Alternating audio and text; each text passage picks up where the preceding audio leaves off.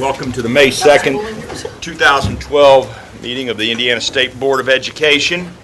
The first thing we'd like to do is approve the minutes from the April meeting. Do we have a motion? Second. We have a motion and a second. Any comments, suggested revisions? Hearing none, all in favor, please signify by saying aye. Opposed? Have a couple of things we want to talk about before we start from the chair. First, I recently received a letter from a young man by the name of Jacob Reuter. And Jacob is a third grader at Edgewood Intermediate School. And so just for the record, Jacob has given us a release to use his name. Okay. But I want to read this because it's pretty thought-provoking. It says, "Dear Dr. Tony Bennett, I recently completed the iRead3 test and received my results. While preparing for the test, many students were worried that they would not pass third grade because of the iRead3. I studied hard, ate healthy foods, exercised my body, and got plenty of sleep prior to the test. I worked hard, stayed focused, and got 100% on the whole test. I think you might want to consider talking to and interviewing the students who got perfect or near perfect scores. This could help the children next year feel confident because others and I might have some helpful tips. I feel like taking the time to talk to those of us who did well would make us feel appreciated and help us be confident while testing next year. I understand you are busy and hope you find time to read my letter." So Jacob, we did. We read it to a lot of people. In getting this, I was struck, so I have asked our staff to look into just that. What are the things we can learn from our students who prepare themselves for these important assessments? And I think Jacob hits the nail on the head. I think sometimes we have a lot of discussions about adults and among adults, and sometimes we forget to talk to who I believe are the most important shareholders in our process, who are our children. So I just wanted to thank Jason. I wanted to inform everyone that we are going to take Jason up on his suggestion, and we're going to begin taking a look at how we provide better service in terms of getting information out to families and children about assessment preparation. The second thing I wanted to talk about is the Select Commission on Education. We had the first meeting last Tuesday. Our staff, and just kind of as a short background, during the session and at the end of the session, requests were made to better understand what goes into Indiana's growth model, what goes into Indiana's accountability system. So our staff spent the better part of 3 hours going into detail with our legislators, and I say our legislators, these were the members of the House Education Committee and the Senate Education Committee, talking about exactly the process we used, which the process on the growth model actually dates back to Dr. Reed sitting in this chair, to selecting the growth model, and the process we used for developing our accountability measurements at the elementary, middle, and high schools. We also had Damien Beatebetter, I should say Doctor, because Damien has 2 doctorates, Beatebetter, who is really the person who developed the student growth percentile model that is used in Colorado that we use here in Indiana. And he provided some pretty interesting background as to how this all came about. So I've received a lot of very positive feedback from folks who didn't realize the amount of work that has gone into these processes. So we're very encouraged. We're very encouraged to continue to the discussion with the legislature regarding how we are implementing the nation's most extensive reform agenda, and we're very proud of that, and we're we're excited. The final rule, the A through F final publication, is fully effective May 16th. So when we finish the results for this year's assessments, we have given out all of our schools that little electronic, as John Gabera refers to it, TurboTax for school accountability. Schools are now able to get pretty good estimates of where they are, but we will be ready to roll out our new school letter grades and our new school measurements prior to the beginning of next school year. The last thing is bittersweet, and it brings, now again, I have very mixed emotions about this. We have a young lady who is concluding her career as the principal of Signature School. And she has had a very distinguished career at Signature School. And I think if anybody looks at the history of what Signature School has accomplished, you can see that this is a school first. It's a charter school that is authorized by Evansville Vanderburg Schools. A very different approach. As a matter of fact, it's always uplifting to go to Evansville and see the community say, we're just for schools. We're for all schools. We're all working together for the kids. We're pretty happy with the way kids choose to go to different schools. But Vicki has taken Signature School from its cradle to where it is today, which is annually one of the top 100 schools in the United States. But with Vicki's retirement, and due to the statutory requirements in the state board, Vicki announced today and handed us a letter retiring from the state board effective July, but she will not be here in June. So I just wanted to inform the board that we are losing in my opinion, one of the great administrators we've had. One of the most outstanding people I know. And by the way, I had the opportunity to surprise her when she received the Rotarian, I think it was Servant of the Year? Civic Award. Civic Award a couple weeks ago. Dr. Phil Schaufstall, who was the superintendent that actually ushered Signature School through the authorization process at EVSC. Their current superintendent and I were all there to surprise her.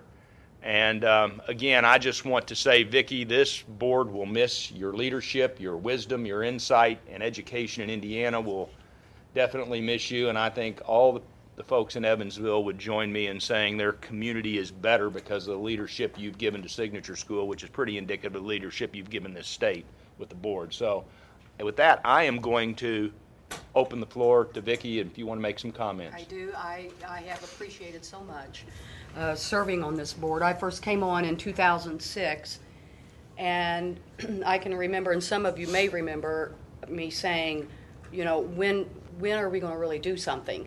And it didn't take long before the board took off, and I applaud the board. You've accomplished so much in a very short period of time. And it has really been an honor for me to work with everyone, even when we disagree. You know, we were very respectful of one another, and certainly, you know, I always felt free to voice my opinion. And I especially want to thank Tony and the Department of Ed. Everyone has always been so kind, so supportive. When I would call and say, I don't know what I'm doing, can you please help me? And very patient, and Becky, it's been a joy working with you, even though it's been a short tenure. She was always quick to respond to my emails, and Debbie, I don't know what I would have done without you, but I just appreciate this, and I really appreciate my impending retirement. So I look forward to getting into the middle of the summer and waking up one morning and realizing I don't have the weight and the pressure of the day-to-day operations of a school. And it's been a real journey and a real joy for me, and Signature will always be in my heart. But I'm looking very forward to my next chapter. And so, again, I applaud everyone on this board for what you've accomplished, and Tony, especially you. So thank you.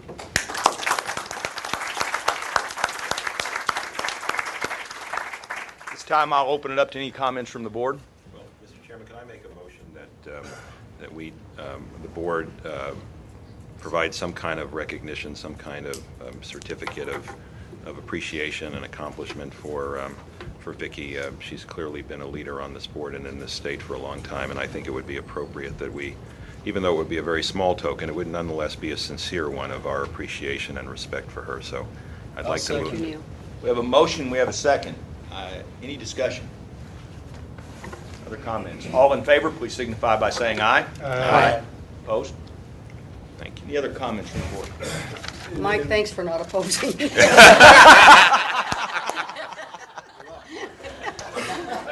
I like that. You swallowed hard, Mike. You know what I will say about Vicki, though, she's involved with the charter school, but never once did I feel that you didn't represent all public schools.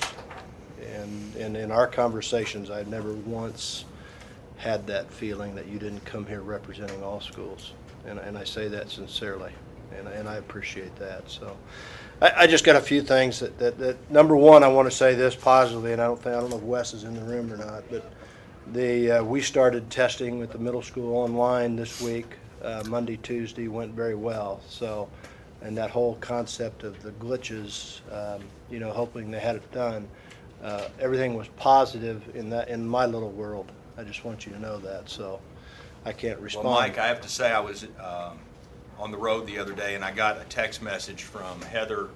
It was actually from Wes through Heather to me that basically said, online testing is going well. We've had no problems, and that was music to my ears. And I don't want to jinx anything. We've got days left on that. Some things, and I'm just throwing these out because I think they're, how we get phone calls. Some concerns voiced on iRead. There's some questions. The 90 percentile, as we get into the iRead thing, if you are aware, if you have 90% of your kids passing, then you aren't. Then all of a sudden you kind of kick in and you miss a lot of mandates from the iRead law that we passed. So there were some concerns voiced. Number one is this: the 90% scores we're understanding are all based on the March scores. And so even though you might have had a few kids and they passed the test again in June, that doesn't help you on the 90 percentile. So that doesn't mean that you're, I don't necessarily, I have some concerns about that because I think your reading scores are still doing, your reading program's still doing well. And the other side of it is if you have special education kids and are not taking iStar but are taking iRead, who automatically get a waiver from that, those also count against your 90 percentile. And so now schools that are, are doing that, they're bumped into a mandated basal program.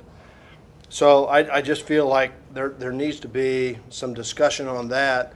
And on the other side of it is there's no mobility like with iStep. There's no mobility. I mean, some other things counted in that situation. So a kid that moves in on Friday, takes the iRead test on Monday, he's yours. Toward that 90 percentile. So I think there's some situations on this.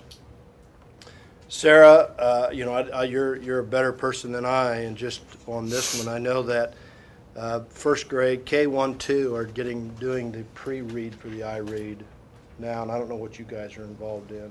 We're piloting it in select schools. Okay, and the amount of, and we're also involved in that, and the amount of testing that's involved is pretty heavily. Is yours a one-on-one situation? Yes. Mm-hmm. So I want you to think about this. The stuff in kindergarten 1 and 2, the pre-iRead stuff, is all one-on-one. That takes somewhere between 20 and 40 minutes. One-on-one testing. One-on-one testing. That takes somewhere between 20 and 40 minutes per student. Plus the other stuff that you might be doing in your school, whether it's Fondas Pinnell or on, and also the state reading test that people, in my part of the country, here's our analogy. We're weighing the pig more than we're feeding him.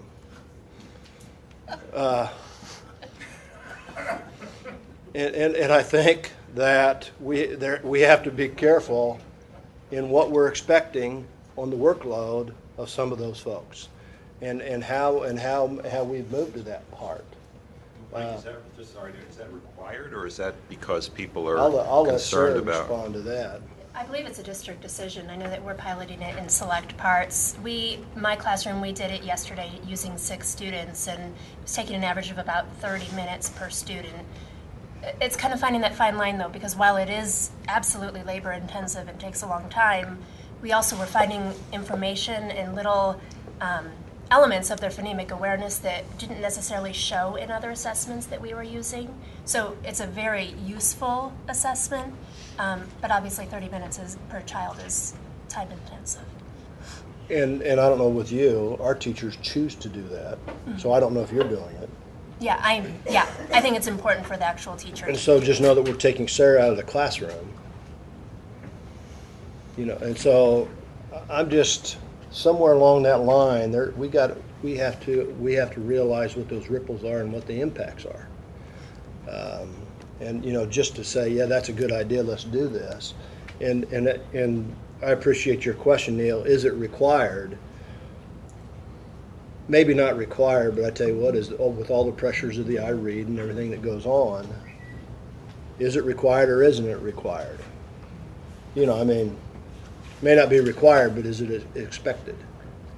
So I just think that what I just wanted people to do is step back and say, yeah, we stamp these things, but I'm not sure sometimes we understand what that means to the practitioners. Well, let me ask this, is it possible, I mean, you're making a useful and a valid point. Is there an opportunity, when are the final results going to be known, Tony? For the iRead 3, it'll be in a couple weeks. Okay.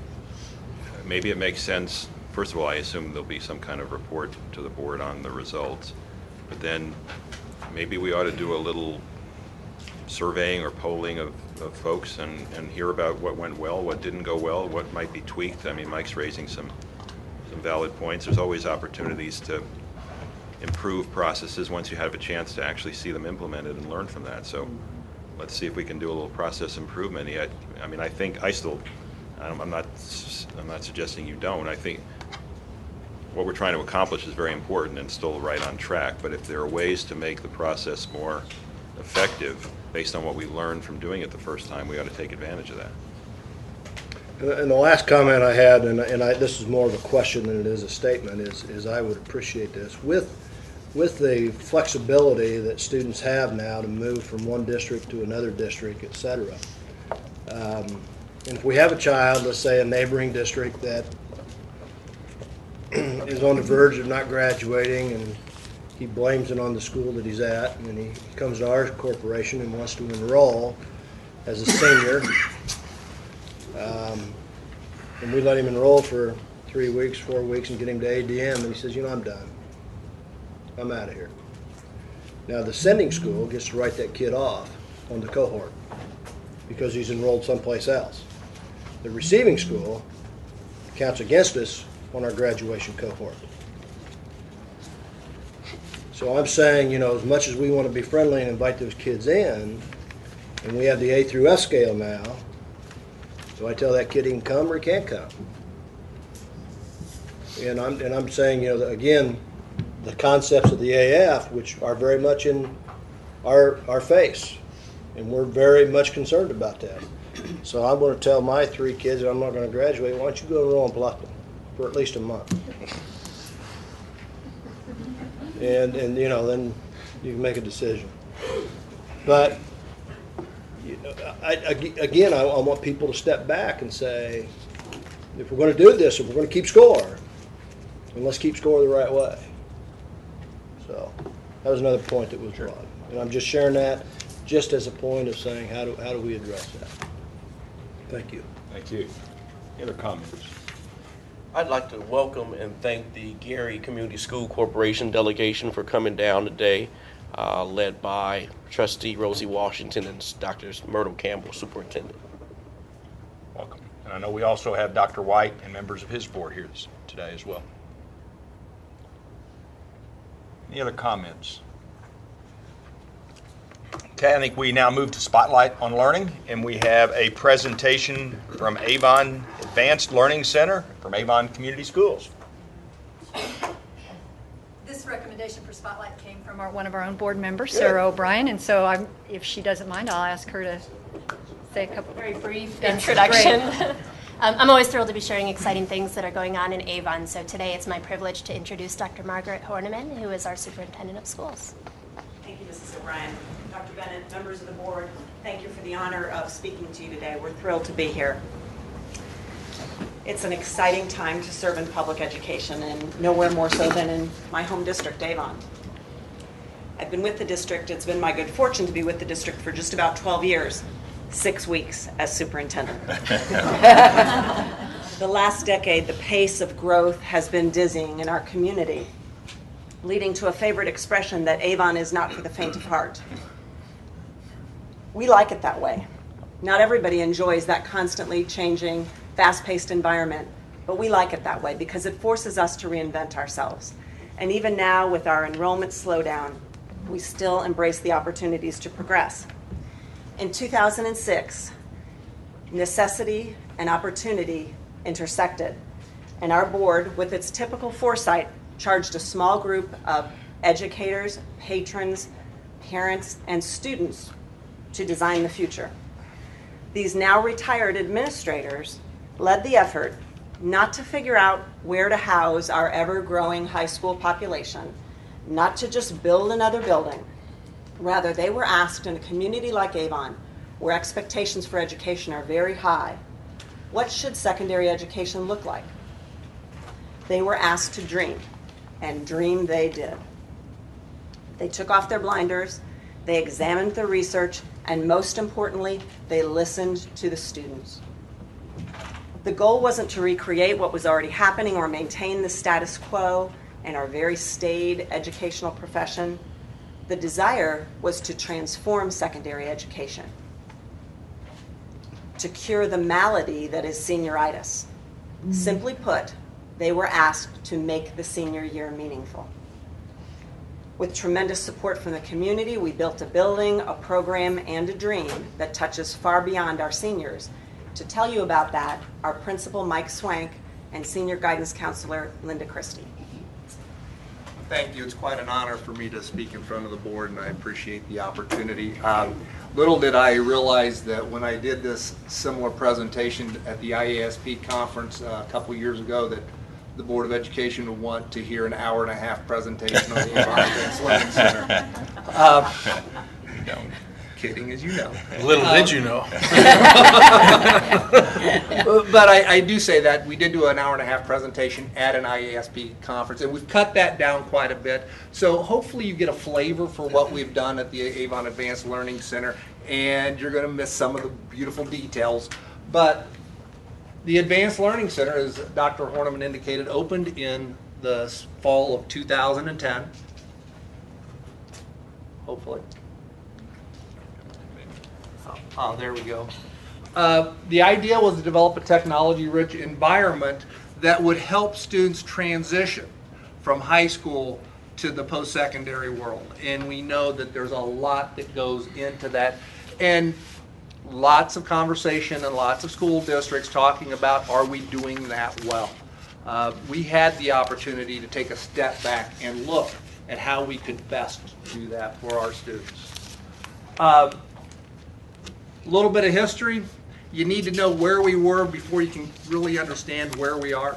As Dr. Horniman indicated, we did take a look at what we wanted our students to look like when they graduated from Avon High School. We had extensive discussion about how that could happen and how best that could happen.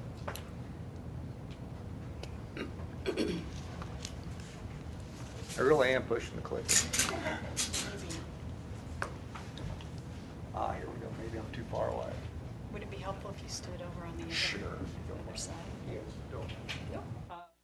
2006, we determined to focus on the senior class. There was a facility design. We began developing programming. We brought in dual credit courses. Now, what we started to do was focus on the career and college readiness piece, which many of you already have done. We redesigned our master schedule. We're one of the few schools in the state of Ohio, or excuse me. I spent a few years in Ohio before coming here. I apologize for that habit. We redesigned our master schedule. We're one of the few schools in the state of Indiana that uses an ABC schedule. It's a 7-period day that rotates over a 3-day sequence. We have 5 periods, 70 minutes each day. We created service and community learning opportunities for our students to try to create a more authentic learning environment. And we're very building technology rich. Our seniors all have laptops. We have a one-to-one initiative. They're used extensively. Now, the part to the presentation that you're not going to see that I am going to mention is the amount of time and effort that we took in the professional development necessary for our teachers. We're talking literally months of training, getting teachers ready to walk into classrooms that first day. That was absolutely critical. In addition, the training we took our seniors through to prepare them to walk into that classroom the first day. We had training for senior students in August before school started, so they would be well equipped to use the technology that would be available to them as they entered that classroom. A couple of people that we really targeted as we developed our programming. Some of you have heard both these gentlemen, Dr. David Conley out of the University of Oregon. If you've ever read his work on college knowledge, Dr. Conley has done lots of research on that whole high school to college transition piece. Dr. William Daggett at the International Center for Leadership and Education has done a lot of things. He's got a piece out there making grade 12 meaningful. So we took the research-based components of those gentlemen's work, and then college readiness as we define it at Avon. As we look at our students, this is what we want you to be able to do. The level of preparation a student needs in order to enroll and succeed without remediation, and that's a huge question for all of us, in credit-bearing general education courses that meet requirements for a baccalaureate degree. So we set the standard relatively high for our students.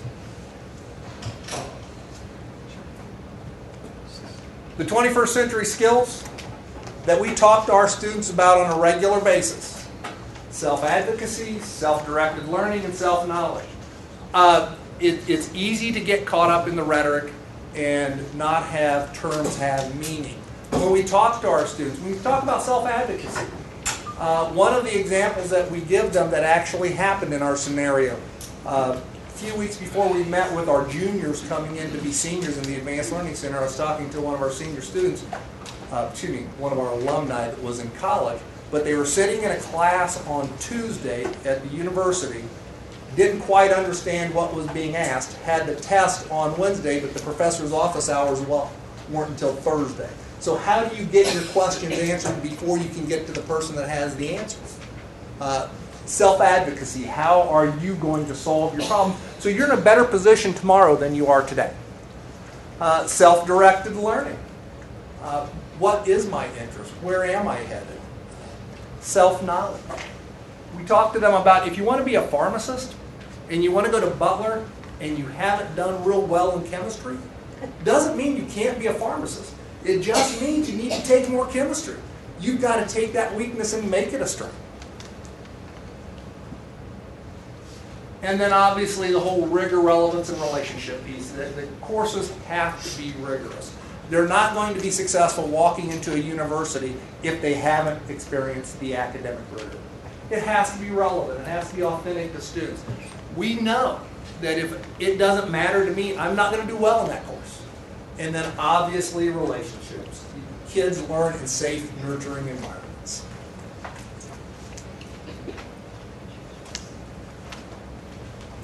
Now I'm going to turn it over to Miss Linda Christie, who is our senior guidance counselor, and she's really where the rubber meets the road, and she handles a lot of the programming available to our students. So. Thank you. And we're talking about the relationships, very important.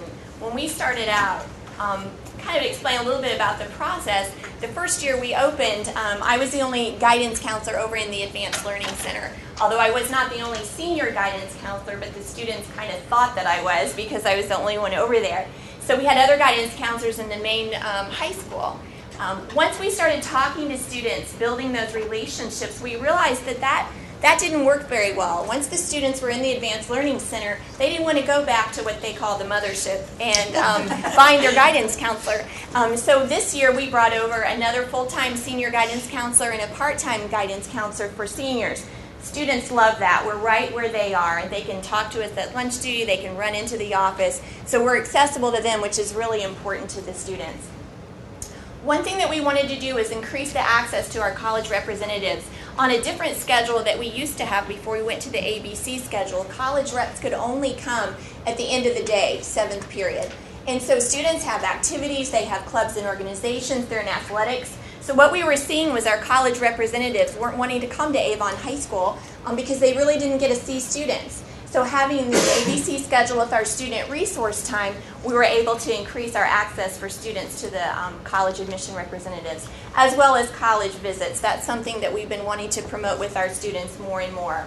So being over in the Advanced Learning Center also gives us access to work one-on-one with students for application process and also the scholarships, which we'll talk about here in just a second. So because of having all these seniors and all the college applications, we were doing everything by paper. That wasn't working very well. And as our numbers are growing, we wanted to kind of have a more centralized way of doing things. So we introduced a program called Naviance, which is a web-based program where we can have this as a resource for all the students, the parents, and the teachers. What Naviance does is students can access it from anywhere. They can research college selections. They have a college super match available to the students. It also gives direct assistance with the college and career selection, the application process, and scholarships. So students can log on to their Naviance Family Connection account. They can find out all the scholarships that are available. Do you have Naviance? Were you saying you have Naviance? Yes, it's a wonderful program. Applications are all done electronically. Teacher recommendations are uploaded and sent electronically. And we have just a better record of where our students are applying.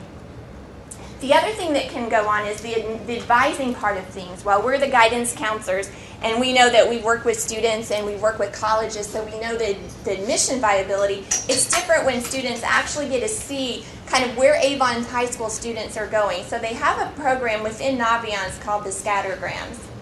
And this is just a sample student. This is for IU. You can see all the green squares. Those are all the students in the last 2 years that have applied to Indiana University. And so students are able to see where they would fall into that range. So we can tell them, based on your GPA and the classes you're taking, we think you are or you're not admissible. But this can kind of give them an idea of where our students actually have been admitted and denied. So that blue line across the top is the GPA, the average admitted GPA to IU. It comes down to the test scores, the average test scores, not the actual admission to IU, but where our Avon students' average were. So you can look at this student. We named her I'm a Boilermaker, which was kind of funny since it's IU. And you can see where her GPA in the red circle to the right. So based on that, that student can say, okay, this is my GPA, these are my test scores. I think I'm a pretty good candidate for Indiana University. So this really helps them in any college that they're looking at, just to give them an idea. Freshmen have access to this. Freshman parents have access to this. So if I'm a freshman and I have a 2.9 GPA and I want to go to IU, that's been my dream school, I can kind of look at this and say, I need to get it together. I need to get my GPA up. I need to work on preparing for my test scores. So this is a good resource for them. We have about 81, 82% go on to college. How many seniors do you have? Right now we have 600 and... About 620. Yeah.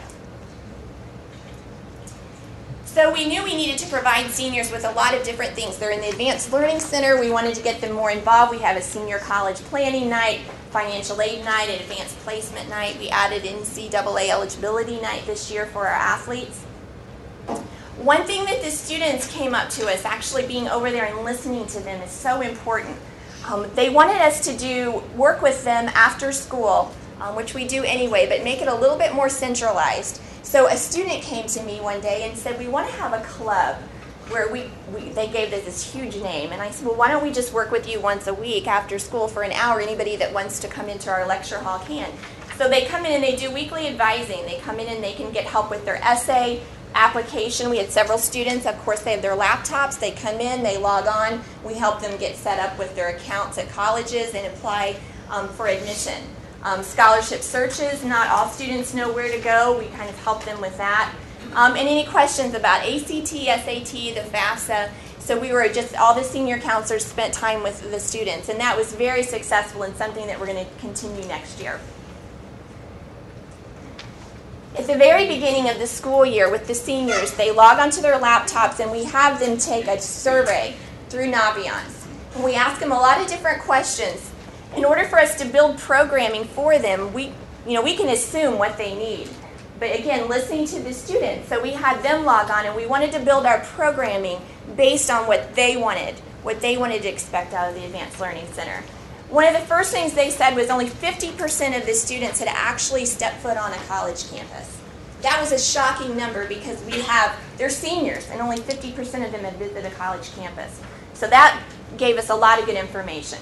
The college they wanted more access to the college representatives, so we're working hard about doing that. On-site admissions. Our students are so busy with athletics, with extracurricular activities.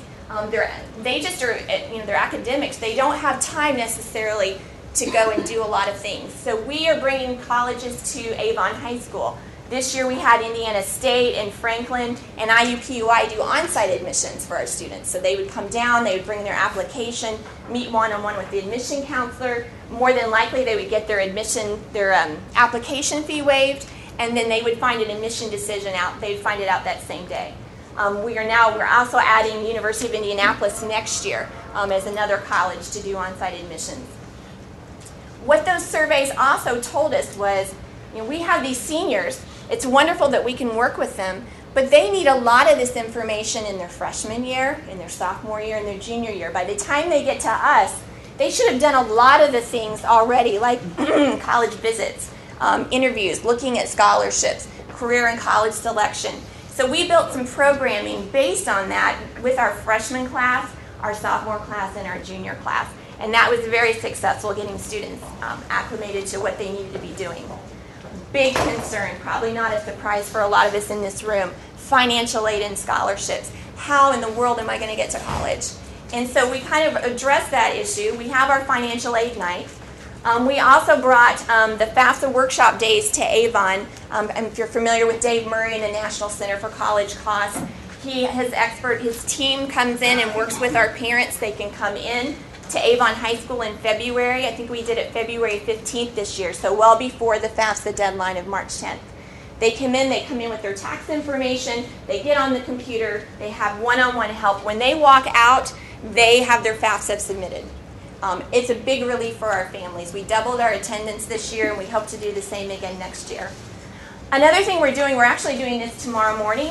We're training our counselors, not just senior counselors, but all of our counselors on the college cost estimator, so that all of our counselors can talk to families about getting to college. And not only do we open it up to Avon, but the whole Hendricks community can come in. The Chamber of Commerce, the other counselors in the other high schools, they're coming to Avon tomorrow to get trained as well too, because this, as you'll hear about in just a few minutes, is a very big issue for our students.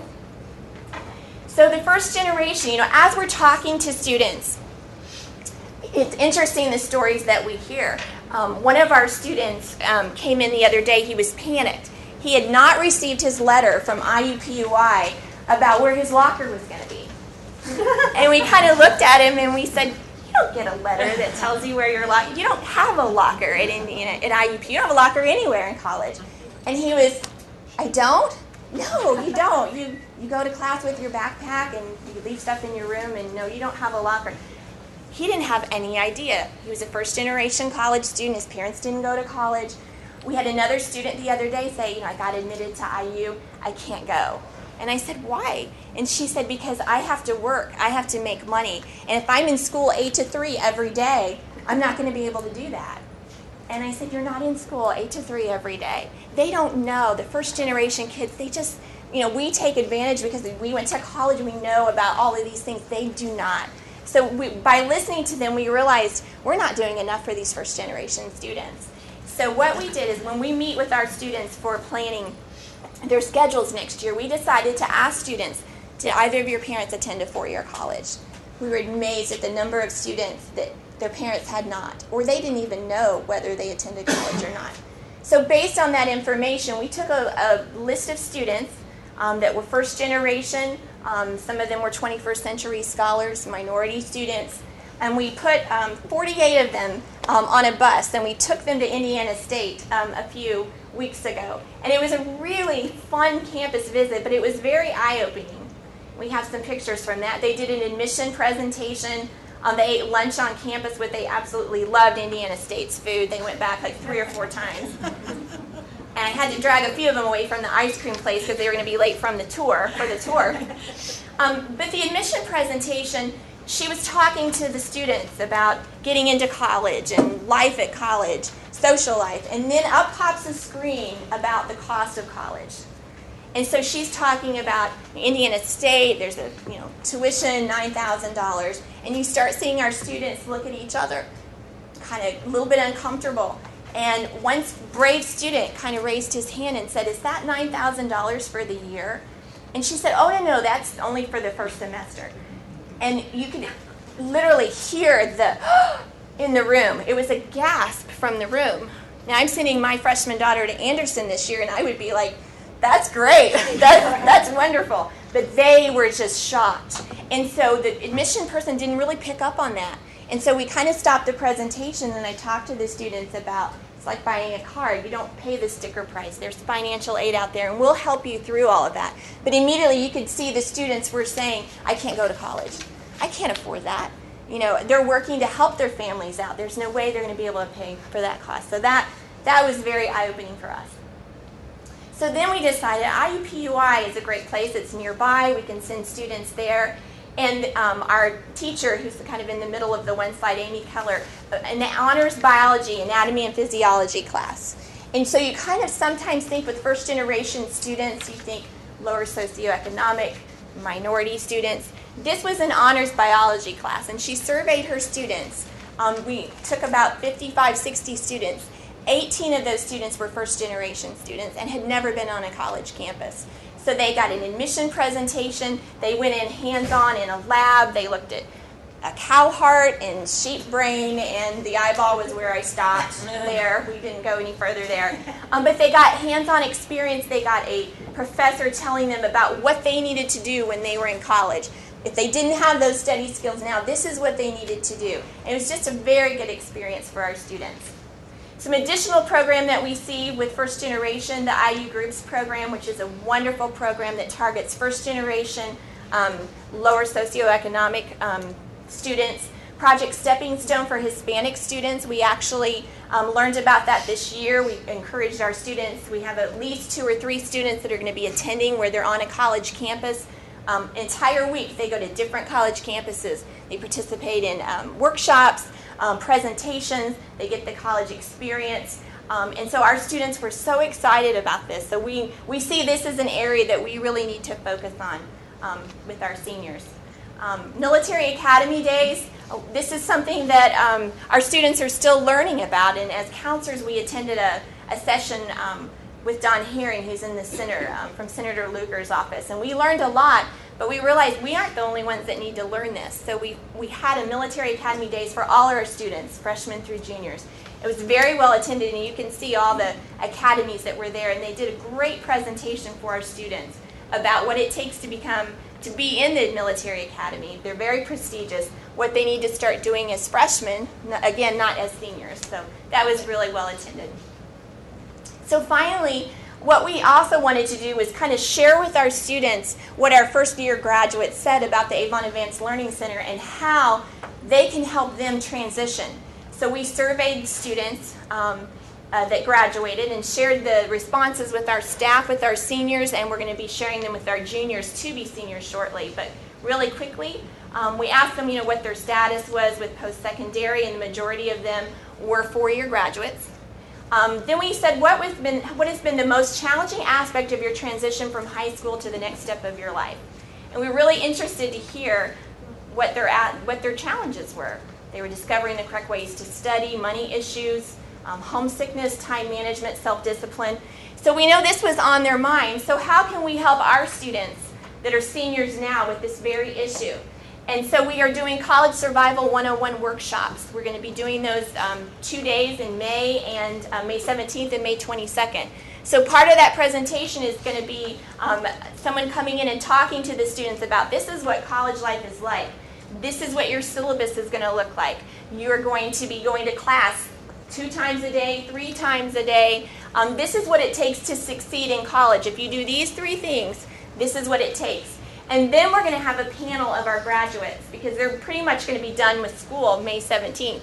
We're going to have students come back and say, this is what we experienced having been at the Advanced Learning Center that first year. This is what helped us. This is what you're going to be expecting. So we're going to help address maybe some of those concerns.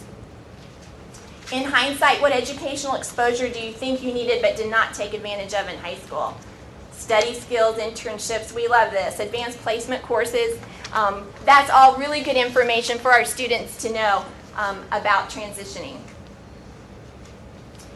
And then finally, what advice could you offer to high school students who are entering their senior year? So this is information we're going to share with our current juniors or get them in the very fall of their senior year about helping them in their final year. Learn how you learn and use good study techniques. Learn to write. This was interesting. Prepare for college professors to be complete jerks to you. Prepare them to email them with any questions you have. They're definitely not as willing as your high school teachers.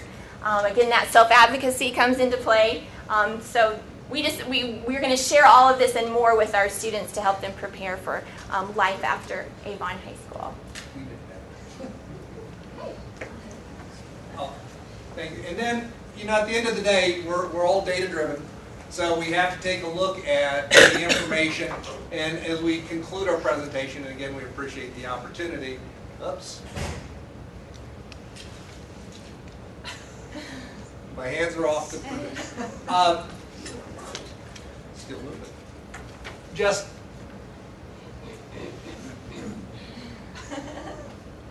honestly, Shut the lid. Shut the lid? Oh no. Well, what you would have seen, is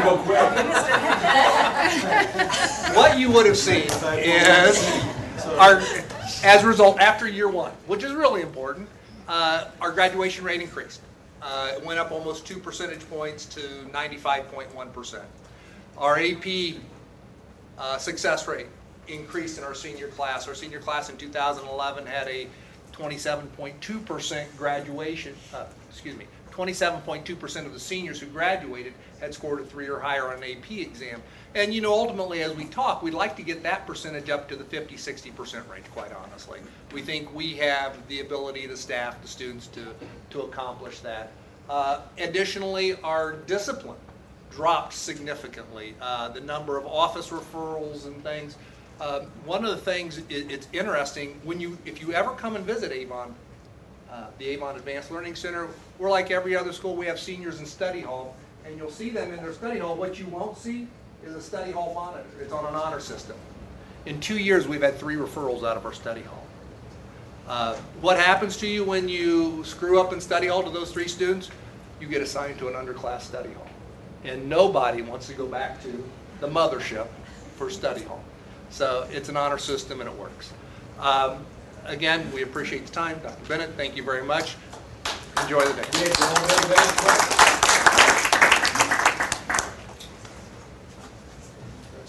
Thank you very much. Very good. Appreciate your presentation. We'll wait for Becky to disable the scrolling. I can't even open the computer, so. Hey, Alex, Adam, you guys want to shut that down? Get the agenda back up, Alex, and we need to call Dave Shane, who is. I'm going to sit down. That's fine. Again, for the record, Dave is going to be here by telephone. He understands he cannot vote, but he did want to listen and take part in the meeting with the exception of voting.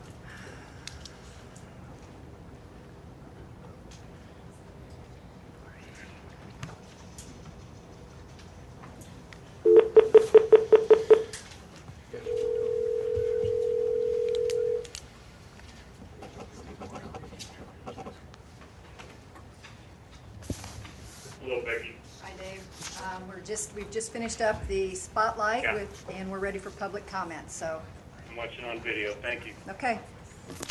So Becky, would you like to go through the process for public comments and then go ahead and call those to comment? I believe there are just 5 people signed up for public comment pursuant to the board's policy on public participation. Everyone gets 5 minutes. We'll just go in order. You can either sit in the chair over there or you can stand to present, whatever you prefer. And we'll start with Dr. Campbell.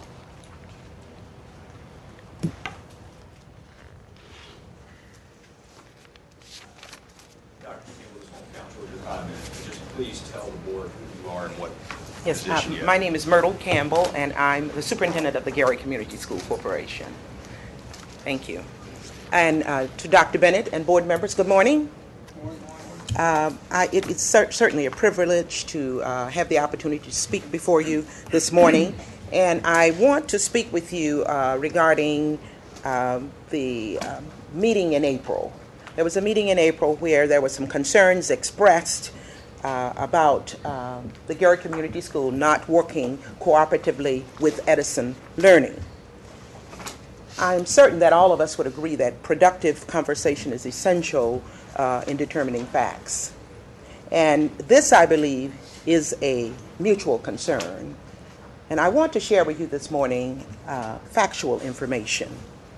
We have consistently and cooperatively worked with representatives from Edison Learning since the announcement of the transition. And I want to share with you this morning information, a binder, which gives an overview of the information that we have provided for Edison Learning. And it indicates a chronology of events, meetings, and collaborations with Edison Learning. And this is done by month. And we believe that we have more than adequately accommodated the request for information by Edison Learning. In many of our meetings, Indiana Department of Education representatives were present. Now, however, as any educator would agree, we did not approve any interruption in the instructional day for students.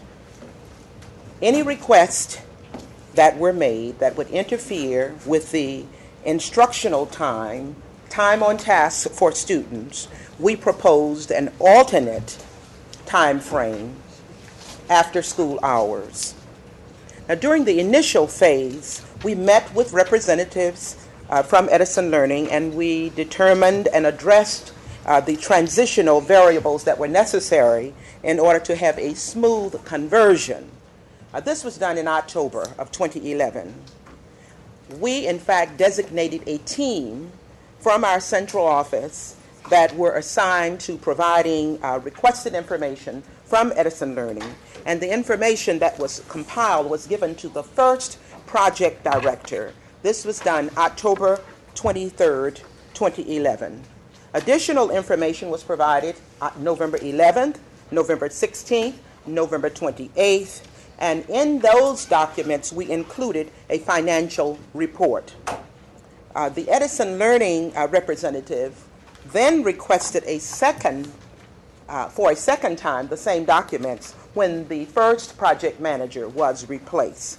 We did provide that information to the second person, and after December, information was released upon request in a fairly rapid succession to Edison Learning, as you can see indicated in your binder. In the spirit of collaboration and cooperation, our district provided an office for Edison Learning at the site of the school. And the office was provided for the first project manager and also the second one. And during spring break, Edison Learning had full access to the building for walkthroughs, infrastructure assessments, as well as inventories. And then we also provided the opportunity for any after-school hours. That was open as well.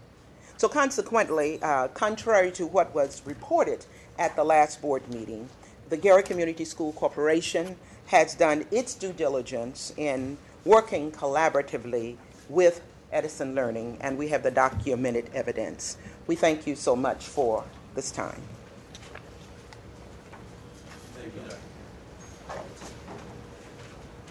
Dr. White, you're up next.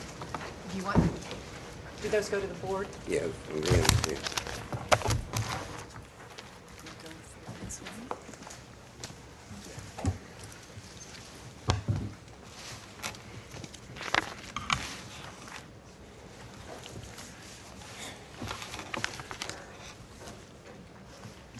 Dr. Bennett, members of the State Board, I'm Eugene White, Superintendent of the Indianapolis Public Schools. I'm going to sit, I've been told I intimidate people when I stand and look at them, and that's not my purpose of being here today. And I'm going to read my comments so that I won't vary here. First of all, I appreciate the opportunity to be here in person to address some of the allegations and issues that have arisen concerning the takeover schools and the IPS situation. As you know, at your last state board meeting, allegations were made that IPS was not cooperating and, in fact, was actively resisting and undermining the process. I am here to tell you that IPS is not engaged in any concerted activity to undermine the transition. In fact, I have informed my staff on multiple occasions to cooperate fully and comply with all of our obligations under Indiana law. As we all know, this is the first time anyone has been through this process. As we also know, while there is some guidance in the law, there are also many areas in which there is uncertainty. However, we are willing to work in good faith with IDOE to address those areas of uncertainty. But we sincerely ask for good faith in return, not only from IDOE, but from EdPower and Charter Schools USA. I was very concerned while watching your April State Board meeting with the allegations made to you against IPS without anyone from IDOE contacting me about them. I also was concerned that the allegations were presented and received as if they were true without a thorough investigation or without any opportunity for IPS to respond. I don't think that approach is productive or leads to a constructive process for resolving any issues or concerns that may exist. As you may know, IPS, through its attorneys, has asked IDOE to provide us with all allegations or alleged misconduct with any sustaining facts or evidence so that we can investigate and respond. We asked IDOE to provide us with that information by the end of last week so I could be able to address these specific allegations with you this morning. We were emailed that information last night after business hours. I'm currently reviewing it, and we will respond to each item on point. If there are areas in which we made a mistake, we will fix them. If there are areas where the allegations are incorrect or inaccurate, we will provide you with the correct information. We want this board to have the facts, not allegations or gossip. We ask that you not rush to judgment and form misconceptions about IPS based merely on second or third-hand allegations. To try to avoid these problems going forward, in our letter we ask that any future issues be communicated directly to me and to our attorney. In the meantime, I want to share our transition documents with you that you have in front of you. This document includes progress on contract draft with Charter School USA and EdPower. You can see we're working through the final document that will set the terms of the collaboration. You see meeting information. You see the current enrollment data. You see a chronology of information pertaining to parent meetings, contacts, and student assignments, school transition information, and some questions and responses. You should also know that we have worked out with Charter School USA's concern or request for cumulative student records, student contact information for all students in the 4 takeover schools, all academic information for students selecting takeover schools, and service arrangements. As you can see from the formative working draft of the contract, we still have work to do to complete the transition and be ready for the commencement of it by July 2nd, 2012. We will answer any questions you may have, since there were many issues at your last meeting. And if you have questions, I'll be glad to answer them at this time.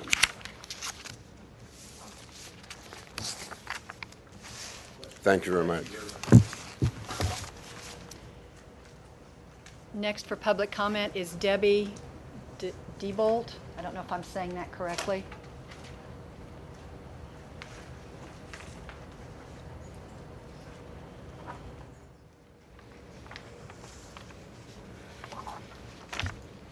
Hello, my name is Debbie DeBolt. I'm the mother of 7 daughters.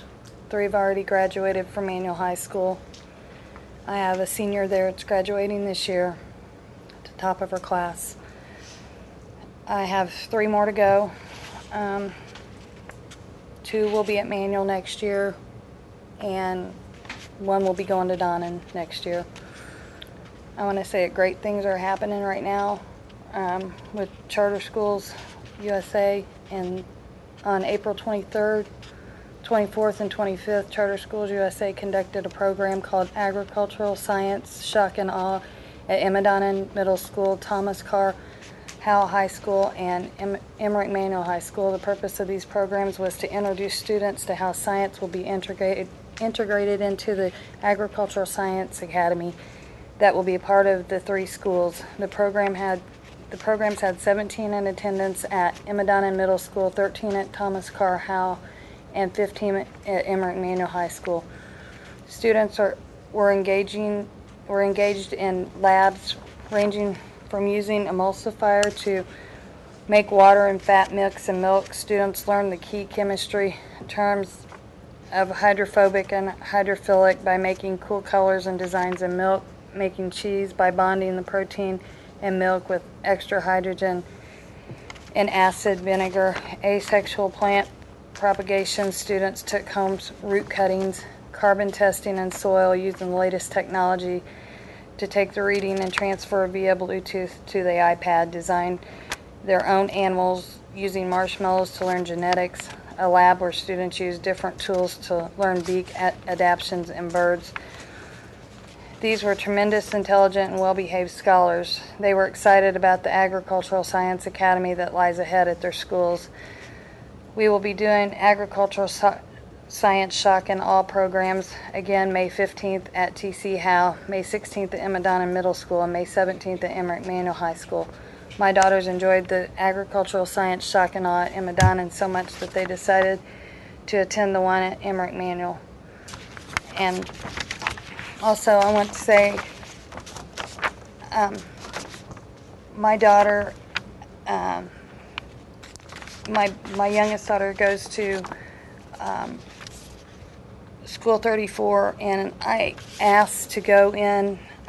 My daughter, when she leaves School 34 this year, I will have been going to that school to take my kids for the last 19 years, because my kids have overlapped like that. And my oldest is 24. She started when she was 5. I know all the teachers, the staff, the principals. I asked if I could go in there and pass out flyers to the 6th graders, and that she had played basketball with, and just all the 6th graders, and let them know that we're going to be conducting some programs teaching them or telling them about what's going on at charter schools. And I was denied the right to do that. I was told that the principal told me that she had to check with her administration, but she was pretty sure that we couldn't do that anymore because now we were competition, and that the money was in 2 separate pots now, and that it would be a conflict of interest for me to come up there and inform the students about about the option that they had for next year. So I just wanted to thank you very much. Yeah, I'm sorry. Can I ask you a question? I remember you from the hearings on the takeovers from the summer, and you were at Emma Yes. this summer. I think both, right, at Emma and Manual, I think. But I want to first of all congratulate you on the academic success of your girls. So how did you make the decision to keep your girls at Manual through the takeover, and what were some of the factors that went into your accounting, and what are you hearing other parents saying about this transition? Well, as I've said, I went to Donnan K through 8 myself, and I graduated from Manual in 1985, and it was such a great place to be. It was so awesome. The school spirit was just wonderful, and you know, that Redskin pride runs deep, and it was good for a long time. It was good, you know, it was good all the way through. Probably when my daughter graduated in 06, I think is when it started going downhill, and it just started getting continuously worse, and it just seemed that Manual and Donnan were just getting less and less and less, and the more trouble they were in, the less they got. It's as if they were thrown under the bus. And I just see that it can't get worse, and it has to get better. And I really like Charter Schools USA and what they stand for, and everything that they have presented, and they've been true to their word thus far. And I just feel that this is going to be a much better situation for my children. Quick question. I just want to be clear. The program that you mentioned, the Ag and Science programs, Charter School USA sponsored those? Yes. And they've already done that now ahead of actually assuming control of the school? Yeah. Yes, we've already got the program started, so we're ready. It's in place, and it's just ready. We're ready to move on it as soon as the year begins. But they're not working with students presently, are they? Not. I mean, it's an after-school program that you can come to, and you know, so that you can be informed about what is going to take place next year. But they're not actually doing substantive work with the students yet? Not during school hours. Well, just after school even. I mean, just what I read here, we done as an example. It sounds like that's more of an introduction and recruiting Yes. activity. Yeah. Is that what I'm hearing? More of an introduction and a recruiting activity? It's an introduction to the program, show them what they have in store for next year. And I think a question coming, how did you know about those activities? How were you made aware of those? Well, because I'm in close contact with Charter Schools USA, and I'm in Okay. close contact with my child's.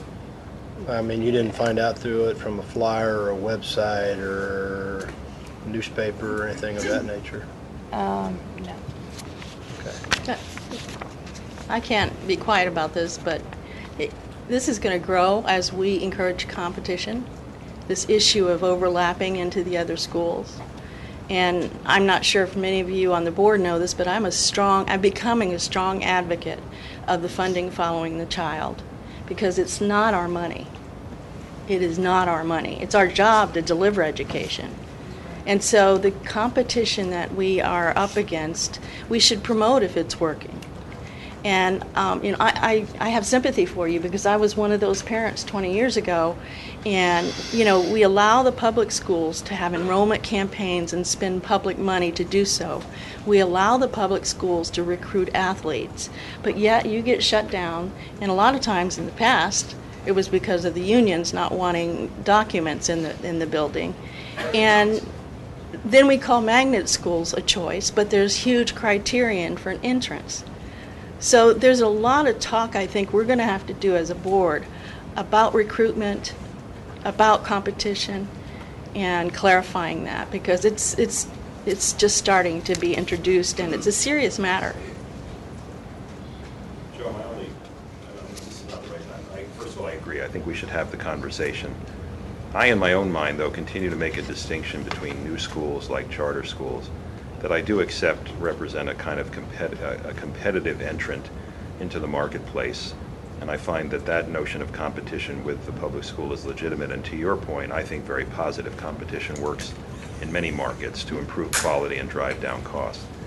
In this case, though, where the state has come in and is intervening to operate the school for a temporary period of time because of problems that the district has had with the results in those schools. I'm not sure competition is the right word.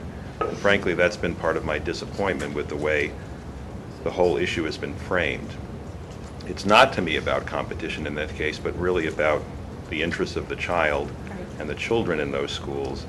And I view these schools as continuing, in a sense, to belong to IPS and to Gary. Alternative, and we can qualify that statement, that description for the turnarounds. That would be an alternative rather than competition. The goal is not to push them away. Right. But the goal is, regardless of where they go, they're getting the best for the dollar. Well, that's probably a better way to think of it. Thank you. Thanks for your presentation. Yes, thank you. Thank you. You, Next would you week. like me to answer the question? Let's go ahead and public comments. Well, I think we're going to have a piece of it later in the meeting. Because he asked a question of her, that we can give you the answer to that question. Go ahead. The next person on the list is Kelly Schaefer.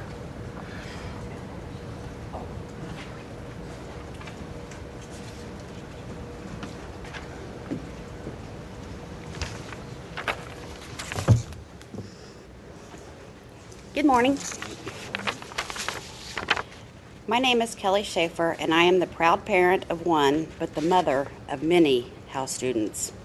I was shocked when I learned of a possible takeover of Howe High School. My daughter was excelling at Howe, having passed her ECA for Algebra 1 in 7th grade and receiving A's in both Algebra 2 and Geometry while in the 8th grade.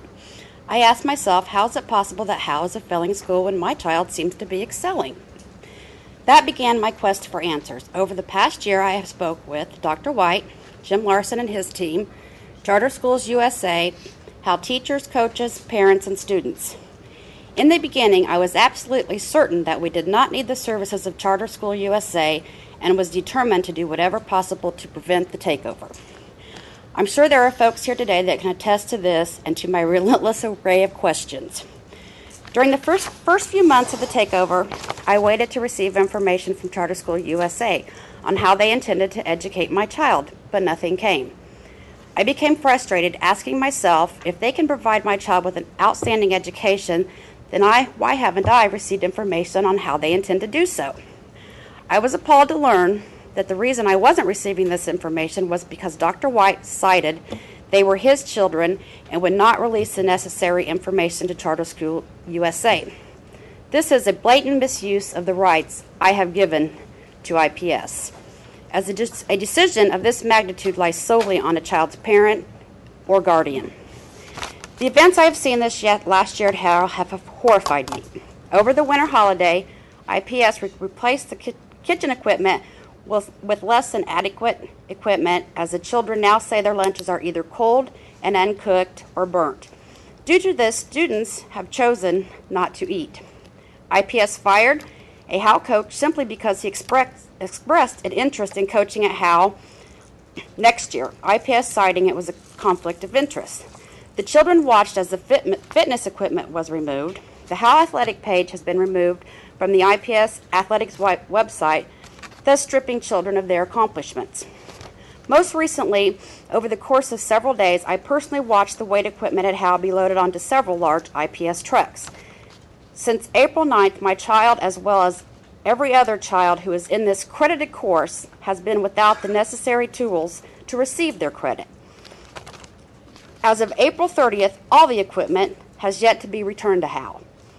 Without the equipment, our children have had to use the wrestling room. As a result, some of the children have been diagnosed with ringworm. Not only are these tactics being pulled by IPS putting our children's education at extreme risk, but now their safety is suffering as well. I am dismayed that such antics would be pulled on what Dr. White has referred to as his children at a time when IPS states they are competing for the right to educate them. The meaning of competition states the process of trying to beat others, the process of trying to win, or to do better than others. During a time when IPS should be doing better than others, our children are suffering. Parents report their children have gone from loving school to hating it, from never missing a day to missing several days, and their grades have gone from A's and B's to C's, D's, and F's. Indeed, our children are suffering. I have been persistent with my questions and suggestions to Charter School USA. Throughout it all, they have remained respectful and genuine to their words. I have personally witnessed them putting children first as they willingly revamp the enrollment forms based on our children's input. The children were thrilled to learn that Charter School USA valued their opinions. Charter School USA clearly puts our children first and understands their input is vital. After attending this month's Charter School USA community meeting and hearing all the exciting plans for how next year, my daughter turned to me and said, "I'm excited about school next year." There are no words that can express my gratitude for Charter School for instilling excitement once again in my daughter about her educational future. There are also no words that can express how grateful I am to Jim Larson and his team for enduring this overbearing parent this past year. They have shown me great compassion and respect, even at a time when I hate to admit I didn't deserve it. I have gone from a parent who absolutely was certain that we did not need the services of Charter School USA to a parent that not only supports them, but now understands their services are vital for the success of our children. Thank you. The last one on the list is Lisa Brown.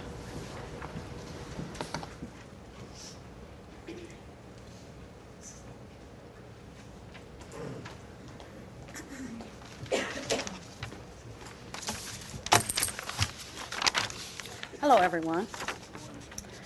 I want to start by introducing myself. I am Lisa Brown. I'm a proud parent of a House student. I would like to say that when the process started of being taken over by Charter USA, my child came to me, said that all the students had a meeting with Dr. White, and was told they were poor, they were on free and reduced lunches, and they would never make Oprah Winfrey money. And she told me that this was disturbing to her. I agreed, coming from someone who is supposed to be leading our children isn't a very good example of a way a person of authority should carry themselves. I also know that every year since my daughter has been in IPS, that IPS has been provided over $7,000 yearly to assure she receives a quality education. And I'm sickened by the stunts pulled by IPS in the last couple of months. I have watched trucks also come and take the equipment and remove other items from her school. These children are supposed to receive credit for weightlifting class, and they have been stripped from being able to finish the class.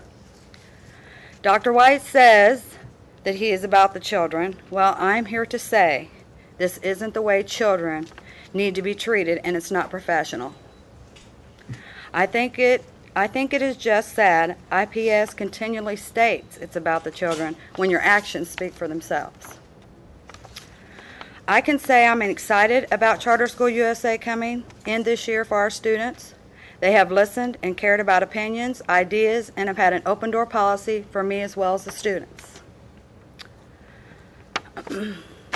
I'm looking forward to working with them in the future. I have never had an opportunity to introduce myself to Eugene as a parent because he walked away from me. You are losing a student who has played 3 sports in 7th grade and carries a 4.0 grade point average. In closing, I would like to say thank you, and IPS, you're losing great parents and students.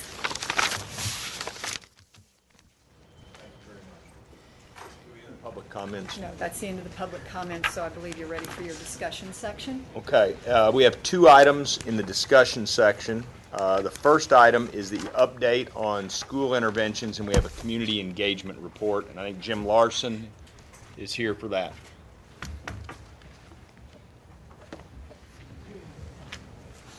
We're going to do the turnaround update in 3 sections. I'll just briefly tell you a little bit about where we are with the broader course of things. I'll let Jackie do the community engagement piece, and finally Mary Gardner update us on our lead partner work.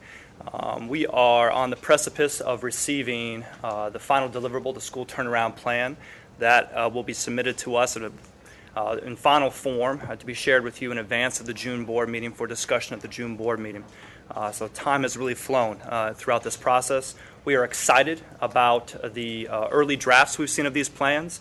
We think that they include a number of things that will be transformative for our students' academic and other needs in these schools. And so that is where we're heading in June. I'm going to have Jackie come up and provide a community engagement update that will not just talk about community partner meetings, but also will describe enrollment events, updates on staffing, etc.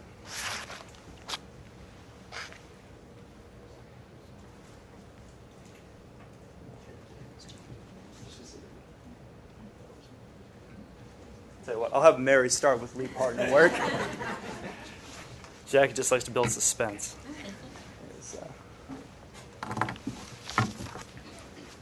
Good morning. Since last month, our lead partners have really intensified their efforts with Broad Ripple and George Washington Community High Schools. They've used their time during the IPS spring break to really gear up and provide increased services as the second round of ISTEP and the ECAs approached. And also in the past 2 weeks, all three lead partners met with the IDOE and IPS in person to provide updates and to sort of lay out next steps moving forward. At Broad Ripple, Scholastic Achievement Partners' professional support for their teachers continues to be very well received. Scholastic coaches and school administrators both report seeing that the use of targeted instructional strategies has really increased in the classroom, so what's happening in the professional development continues to be seen increasingly in the classroom. They're going to do an official formal evaluation of that at the end of the school year so we can sort of measure the baseline with their growth. Their Read 180 program, which is the intensive strategic support for struggling readers, also continues to see success. 80 of the 100 students enrolled in the program have seen at least 1 year of reading growth. With the new teacher project, they've been working with Broad Ripple. So 80 of 100 students enrolled in the Read 180 program have seen at least a year of reading growth. What years would these students be? They're 6th, 7th, and 8th graders primarily. And next year they hope to expand to also 9th and 10th grade struggling readers. Moving on to the new teacher project, they're working at Broad Ripple and at George Washington, and they're helping administrators and teachers with the transition of the teacher evaluation system. So they're helping them look at the current evaluation system IPS has been using, and they're helping them move to the RISE rubric, which is what IPS will be using next year, and to sort of show that the strategies they've been using this year will still be able to apply to professional development and teacher evaluation next year. And 35 teachers at the 2 schools are being observed every week for the remainder of the year, and they receive observations, feedback, and growth monitoring. So they're sort of getting to see what is it going to be like next year when they'll be evaluated with the new system. And then finally, Wireless Generation, which is working at George Washington. They've added 3 additional coaches to ensure that they could have more teacher coaching and more in-depth professional learning communities. And they've developed a weekly log where the principal sees every week, every single observation, what the observers saw, and notes on every single PLC and how that's been progressing. And then finally, one board member has asked to visit a PLC, so we'll be doing that Wednesday, May 9th and Thursday, May 10th at Broad Ripple and George Washington. And if anyone else would like to come, just if you'll email Becky Bowman, we'll set that up. Any questions? Yes, so these are the ones that are working at Broad Ripple and George Washington. Okay, so these are not takeovers, they're just assistants. They're just providing intensive professional development. Okay, just so we all kind of have it clear when we get into all these terms. Exactly. So the lead partners, again, are assisting. Yes. Okay. And, okay. And that's at Broad Ripple and? George Washington Community High School. And in Washington. And Broad Ripple has Scholastic and the New Teacher Project, and George Washington has Wireless Generation and the New Teacher Project. So that Broad Ripple has Scholastic. Washington has Wireless. And they also had the New Teacher Projects. Yeah, it's at both schools. I may have asked this last month. Do you think, is it too Is there expectation that we might see some improvement in ISTEP scores from the Yes. results of these interventions, or really more for next year? I mean, I think there'll probably be more growth for next year, but I think we definitely hope to see progress this year. A lot of what they've been doing is helping with test-taking strategies, thinking strategies, so I do think we would expect to see some growth. Any other questions? No.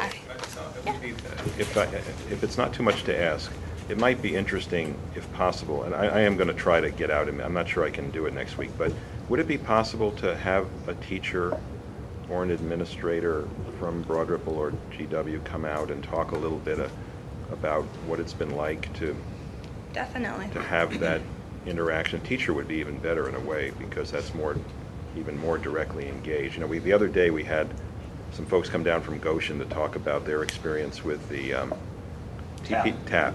And it was really powerful to hear them talk about how it affected, you know, the climate of their schools and their attitudes toward that kind of program. So the more we hear directly, and it doesn't have to be all positive. It can be what's not going as well, what could be better. I think that would be very useful. Yeah, definitely. We'll get that set up for next month. Or whenever it's convenient, whenever it's when they're out of possible, but school. whenever you can do it. Thank you. Yeah. It's not a question for you, but more process about what we're doing right now. I have to ask the question, and we can contemplate it and talk about it later, but we initially all kind of gasped when we approached the transition year. I almost feel like the transition year has created more community problems than a pure takeover or turnaround, whatever we call it. The reality is, it is a takeover. Can we talk about this in the future? Because it's going to happen again. And yes, yeah, I think that there's going to be a lot of learning. right. But at the expense of the community getting, you know, it becomes territorial. It reminds me of a lot of nonprofits.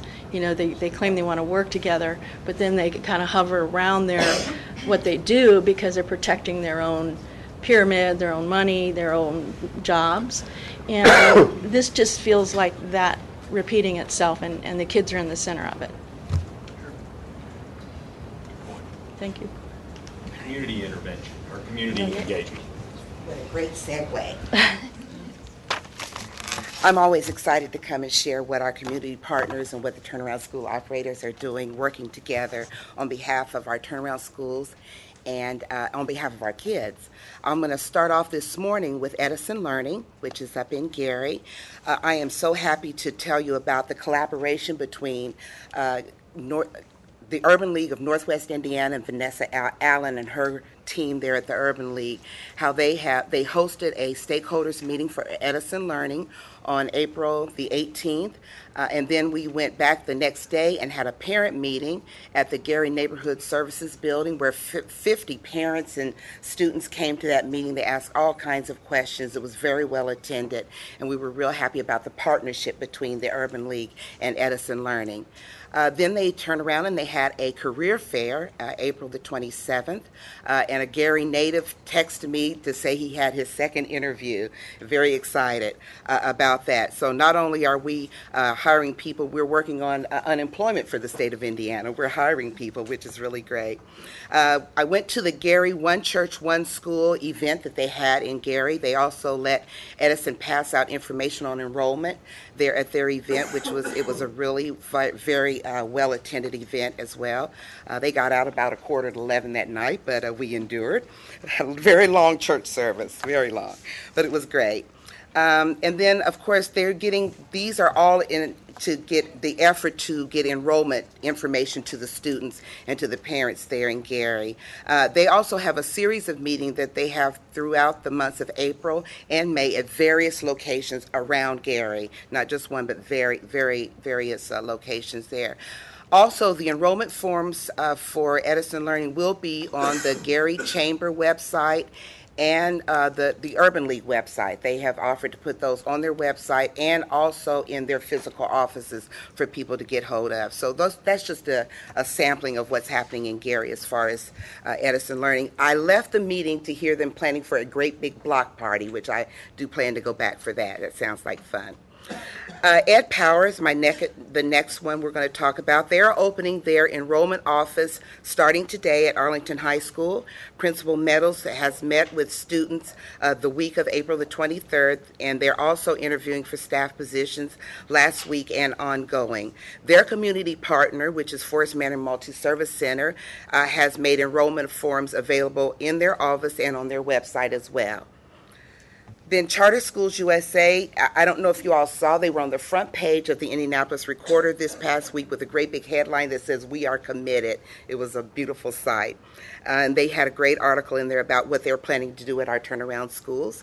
They also, and you heard some of the parents talk about their agriculture program, their shock and awe. It was really very widely attended with the students there at Howland and Madonna, and kids had a really great time.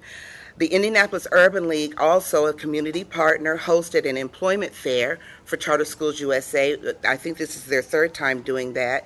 And I got a very happy email from a lady saying, "I got the job." So she was very excited. She had a bad catalytic converter, so to go anywhere further than her community, that Urban League site was just wonderful for her, and she got the job. She'd been employed for quite a while, so that was just a wonderful thing to see. On Saturday, April the 21st, another community partner, Keep Indianapolis Beautiful, and Comcast hosted a Comcast Cares Day on the site of Howe High School, and they cleared away some honeysuckle, which I'm understanding was invasive vegetation. Didn't know that. I always liked it before then. But they said it was invasive, so they tore away a lot of that on the grounds of Howe High School, and now you can really see the school from Washington Street. It's a beautiful, very beautiful to see the school. And so we're just happy to have that partnership with Keep Indianapolis Beautiful and Comcast. And there were also representatives from Community Health Network there. They were in their jeans and their boots clearing away this vegetation on a cold, rainy day at Howe High School. So we're really happy to have those kind of partnerships. Wireless Generation, they attended the Community Advisory Council for Washington Community High School. It's one of the largest community councils I've ever seen. Just people from all over the community working in that school. They've been there for many years, and we're just happy to know that they're still there doing work there, even though we're working there at the school. And then Scholastic is hosting a community meeting at Broad Ripple High School, May the 29th from 6 to 8 o'clock, in case anyone would like to attend. Any questions? That just kind of a wrap up the year? An kind of update, thing, just or- to kind of let parents know what's going on with the school and what they're doing there. I think parents, by and large, are very happy with Scholastic over at Broad Ripple. Could you send out a note to us about that? That might be one I'd like to try to get to if I can. Please do. Thank you. We'd love to have you. Jackie, do we know how many staff members have been hired by each of the turnaround operators today? I don't. I can get that for you. I can get it for the board if you'd like for me to. Okay. And also, have any of the turnaround operators established partnerships with the community universities or colleges for any type of dual degree offerings? I believe they're working on it, but I can get more offerings. information for you on that too, Tony. And also, Happy any to. partnerships that have been put in place for career readiness programs. Yeah, Tony makes a good point. If we're going to talk next month about the turnaround plans, I think that needs to be not just the plans, that's important, but kind of where are they on being ready to start. So enrollment, dual credit courses. Well, but and then especially the staffing issue, I think that's Staff. really critical. Okay. I mean, We can the get last that. time we heard, I know that there were some issues at Edison. It sounded like Ed Power and CUSA were making progress and on track to recruit, but I think regular updates on that would be very important. Yes, sir. Thank you very much. Thank you. Okay, next up is the discussion on the proposed changes for summer school reimbursement. As you know, there was a request earlier, at an earlier board meeting, and you asked for some more detailed information on why the department believed the summer school reimbursement formula needed to be changed, the rationale behind it, and Zach is here to provide that for you. Yeah, so, thanks. I sent you a memo that you should have with some data on there that Mike's holding up for us. So I just want to explain, some of the issues we see with the current formula and why we think a per student reimbursement basis would be better than the cost reimbursement. So first, we've pulled the numbers of the estimated costs for 2012, and there's a pretty big disparity between, if you look at cost per student, of what districts are asking for. So one example is, if we look at IPS has asked for about $1.8 million for 30,000 students. That's about $60 a kid, and we have smaller charter schools who are asking for $250,000 for 500 kids, which is about $500, $600 a student. So there's a pretty big disparity between what we're giving out based off a per student basis for summer school, that we think could be standardized a little bit if we, some schools may be better served by being able to offer higher, a little more programming with a little more money instead of, if Mike's budget's tight and we tell him we're only going to reimburse 60%, he may have to cancel his entire program, even though he has his pretty low cost per student. So Mike may be able to decrease that a little bit, but he only benefits as much as every other school reduces their cost, reduce the overall, right? To get the number from 60% to 80%, versus if we were to tell Mike, we'll give you $200 a kid. If you're under that, you'll get full reimbursement. If you're over that, you can cover that out of your own pocket. And so we had a similar situation with textbooks, how textbooks used to happen. We have a certain amount given by the General Assembly each year for textbook adoption, and it was every school got a percentage of what they spent. So if you spent $50 a kid, you get 80% reimbursement. If you spent $150 a kid, you'd get 80% reimbursement. So there's really no incentive to find cost-effective measures to bring that down.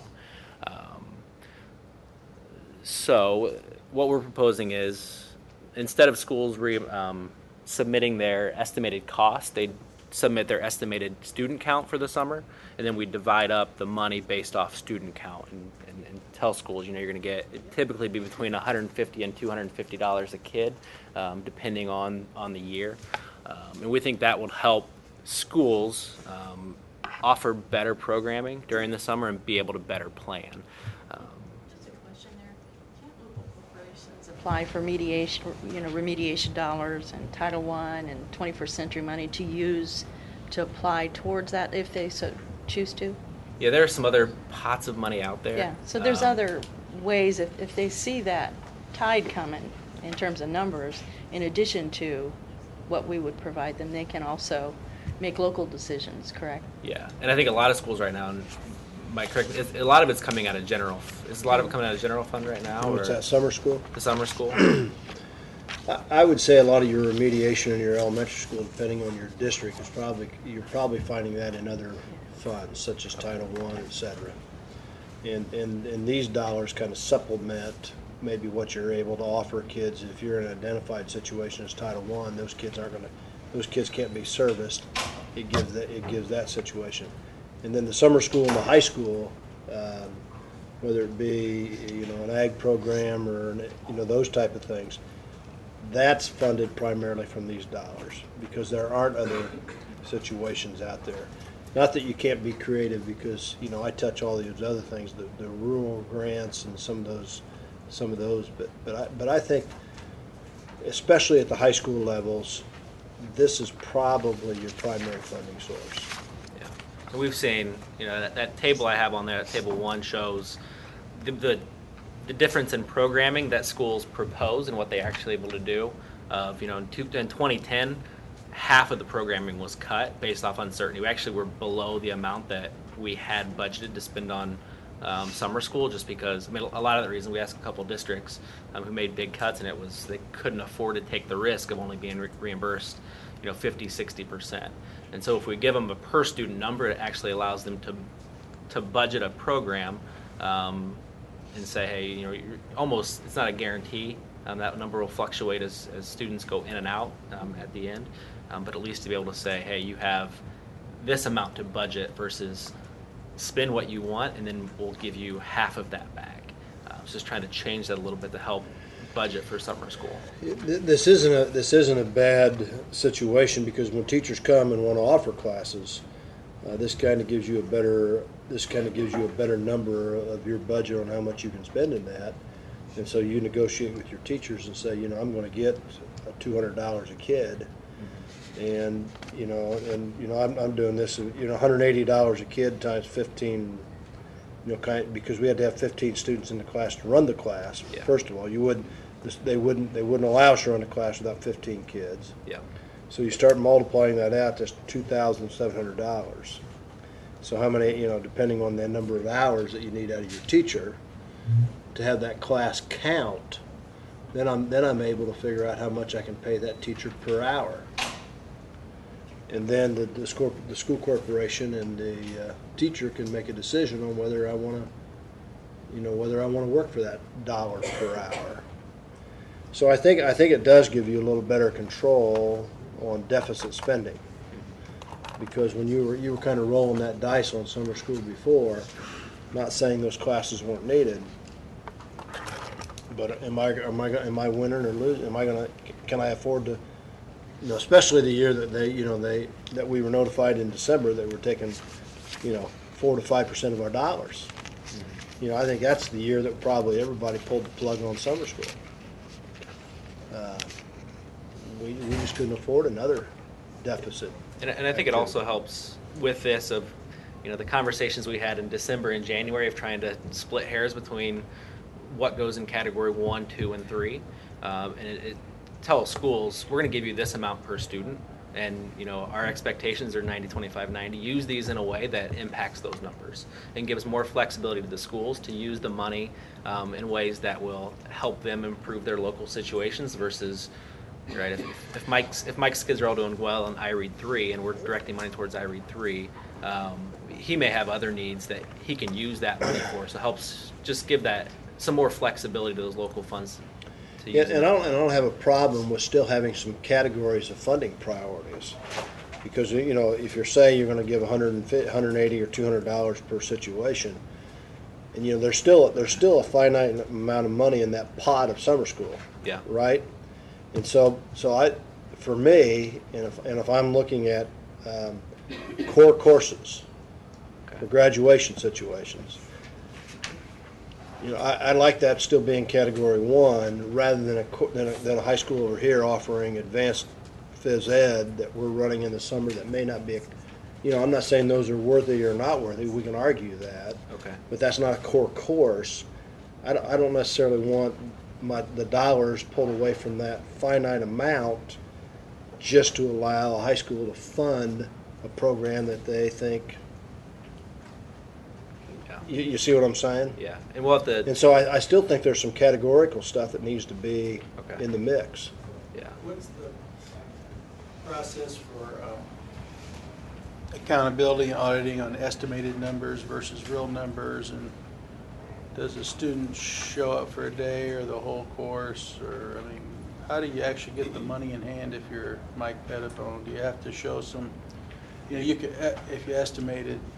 Mike wouldn't do this, but 10,000 students, he doesn't have that many, and 2 show up, do you send him for the 10, or how do you do this? We still have to send in a report at the end of the year on the number of kids that came and attendance, and their participation to get the dollars. So that's when the audit function takes place. And we would add that into we've tossed around a few ways to write the rule and write the formula, and one would be to have that as part of that. So if you estimate 900 kids and let's say we're going to give you $200 a kid, you only spend $150, that you wouldn't just pocket that other $50, making sure that money gets directed towards this purpose and not just. So there's an audit basic function where you numbers what we spend on them, and obviously this is a pretty conservative amount of money. If I could be creative, I as a school corporation, I can make money on this. If I'm at a break-even point of 15 kids, and I've negotiated with my teacher, you're going to get X number of dollars per hour, and I get 30 kids. Yeah. good for everybody. Then, you know, then I'm. More kids got education, you got a little money for your other great project. Yeah, so. Do it. So that's something I think we'll have to look at in the rule too, because I think right now in the rule, I look at our attorneys, I think it's specific to teacher salary is what this money goes for. So that's something we can look at as well if we want to loosen that a little bit. I think there are, as we bring the rule, we can toss that around. I think the general mood and direction of this board has been let superintendents educate their children. Let's give them less and less. I totally agree with that. The downside of that is if you have a corporation who gets that, you know, those dollars, plus they get a grant for remediation, and XYZ school sets up an after-school credit redemption class, and they do nothing. But that child walks out just if they show up and get credit redemption. Yeah, but eventually there's got to be accountability on that because the children aren't graduating, et cetera, and well, some of them graduate as a result of credit redemption and they're seniors. So, well, hopefully it shows up in the figures, and I mean, eventually, I guess we'd have to get another takeover organization. It's not a small number of people, and it's a $250,000. Zach, you know, I guess. Where's the ultimate accountability then? Is I guess exactly. I guess from my point of view, the idea of $1 per student is not a bad concept because I feel like that gives me a little more control, and I like that idea. You know, and you hearing what I'm saying. Yeah. I think we have to be careful of opening out that too much, that there aren't some situations out there that, you know, because there's still a finite pot, and we still have to be able to offer those. The emphasis still needs to be on those core subjects, I think. Okay. And credit subjects at the high school. Okay. So we may have to look at, we'll have to figure out how that looks in a formula per student. And if we want to set a cap on, you know, the amount per student, and if we go over, how do you get from category 1 to category 2? Right now it's 105%. We reimburse 105% of category 1 first, and then we move to category 2. Of trying to figure out how that works with a per student cost instead of just dividing up $18.6 million by however many students in category 1. So we'll play with that. The other part of this that we're looking at loosening to provide more flexibility as the schools go to balanced calendar. Let them be able to use some of this money for intersessions and not just summer school as defined.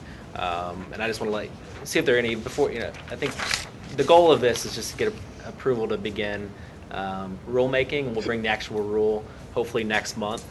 But before I bring that rule, I just want to see if there are any huge issues with if we have open it up to intersection as well and just provide that extra flexibility if there are any big pushback on that. You know, here I am. I don't have a problem with that. Yeah, earlier better.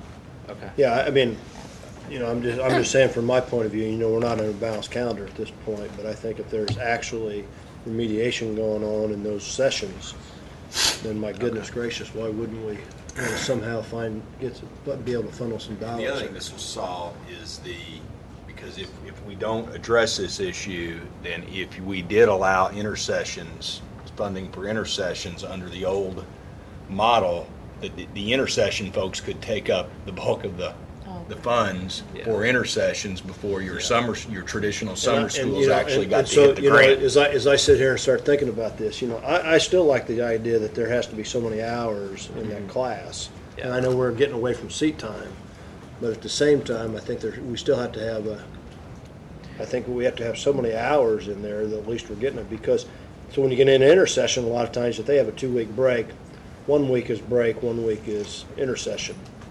Yeah. So the question is, how can you get, you know, are you going to get 50 hours in there? And whatever that magic number is, I don't know. Yeah, and so we can leave some of the stuff in there. I mean, there's the minimum time requirements, 15 students. There's also, you can't count a student more than twice. So if a student takes 3 courses, you can only count them twice. So we can leave stuff like that so that the intercessions, if they offer 2 intercessions in 1 summer school, that doesn't count as 3 separate. So, you know, to get their hours, you know, it might be a reimbursement for 2 intercessions. Yeah. And rather than just 1. Yeah.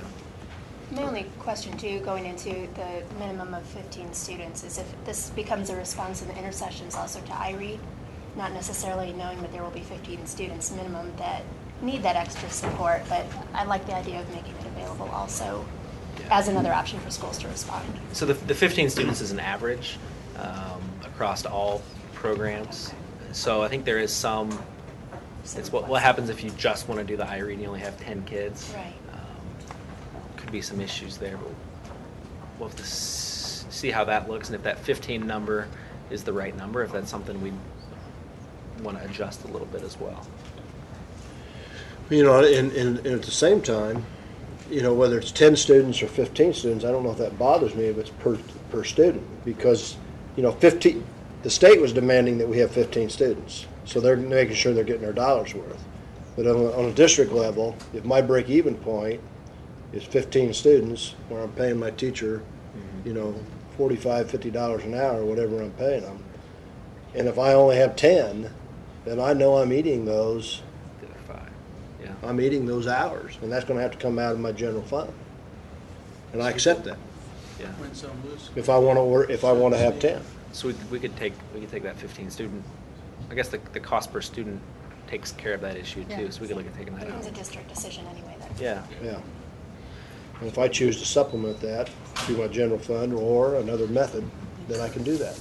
Do you need a motion to, we need a motion? Yes, it's on the action Yeah. section, but if you're ready, let's go ahead and do that and get that out of the way. In our basic action, we're moving to a per student funding. You're But there's some other rules around it. We're moving to a rulemaking process. Right, to give them right now. authority to start the And rulemaking it- so that they can bring so- back a proposed rule that you So can then again, look at. we're not okaying the per Right, no, dollar thing. no. We're just making a motion for the rulemaking process. To start. We have a motion. I second. We have a second. Dan, any further discussion? Just try to keep it simple, leave superintendents to maximize their ability to serve. Ultimately, they're going to be accountable for their learning. Yeah. So I mean, I keep it simple. Anything else? All in favor, please signify by saying aye. Aye. Opposed? Okay. Next segment is the consent agenda. We have 3 different items on there. The first is the construction and technology loans that you're being asked to approve. Just briefly, these are the advances from the Common School Fund. There are 40 requests for technology loans that the department is asking that you approve. There were 7 requests for construction loans. The department is asking that you approve only 6 of those. The 7th one does not meet the statutory requirement of where the school corporation must fall within the lowest 40% of assessed valuation per ADM. There are 2 new freeway petitions, Gateway Woods and Trinity, and the third is adding a second campus for Horizon Christian. We have 2 governing body plan changes. Concord's is complying with the new general election requirements. The North Posey resolution is because North Posey and New Harmony have agreed that North Posey will annex New Harmony. And so this is the change to their governing body to get them up and running in July. So I need them. I'd have to get into the memo to look. Give me a second and I can tell you. Okay, I guess Hang mine on. didn't print, sorry. On the agenda, it's listed. Okay. You're saying under the construction loans, is that what you're looking for? There are 6 Six schools construct- that they're asking you approve: Brownsburg, Lake Ridge, Beech Grove, MSD of Wayne Township, Edinburgh, and Oak Hill. How much is Lake Ridge's? $1,978,198. Thank you. Before we vote on this, because it's consent, I had a question about this fund. Looking ahead that we are hoping to be online next year in total, right, for our testing. Is there any way that we can request or encourage school corporations that don't have the sufficient technology to consider applying for this? Or do we have some intention of going to the legislators saying, hey, bring back our technology funds? I think that's a discussion we're currently having Okay. in the department as we look at the legislative agenda Yeah. and how we're going to address that. Also, it's a discussion, Joe, that as we look in our involvement with the Park Assessment Consortium, we still have some unanswered questions regarding the delivery of those assessments. But it'd be great to be ahead Sure. of that, you know? Well, a lot of it, part of it is, we are still working on what the platforms are. Okay. Understood. I'm sorry. If you look, quite honestly, Joe, Penn Harris Madison, one of the things they're requesting the technology for at their elementary schools is purchase of computer or Right. infrastructure equipment to ensure appropriate online testing Well, capacity. Jerry Thacker kind of brought So- that to my so attention. they are using it for that But not purpose. everybody's doing that. And so, since we don't have a technology fund, this is really an option for those that don't. And I don't know where West is on identifying those, but we've been talking about it for a long time. So, thank you. Do we have a motion to approve the consent agenda? We have a motion. Second. We have a second. Do we have any further discussion? Adam Central's on this, so I need to probably divorce myself from this. So Mike will Abstain. abstain. Okay. No further discussion. Everyone in favor, please signify by saying aye. Aye. Opposed? And then we have Mike as the abstention. Yes, got that. Okay, we're moving into the action segment. As board members all know, this is a little different than what we've done. We need to do a little setup here so that folks who are going to be presenting to you are ready to go. So if you'll give us just a couple of minutes. You want a restroom break or something? Sure, let's take a five-minute break. That's agreed with. Associate chair. Associate chair in charge of breaks.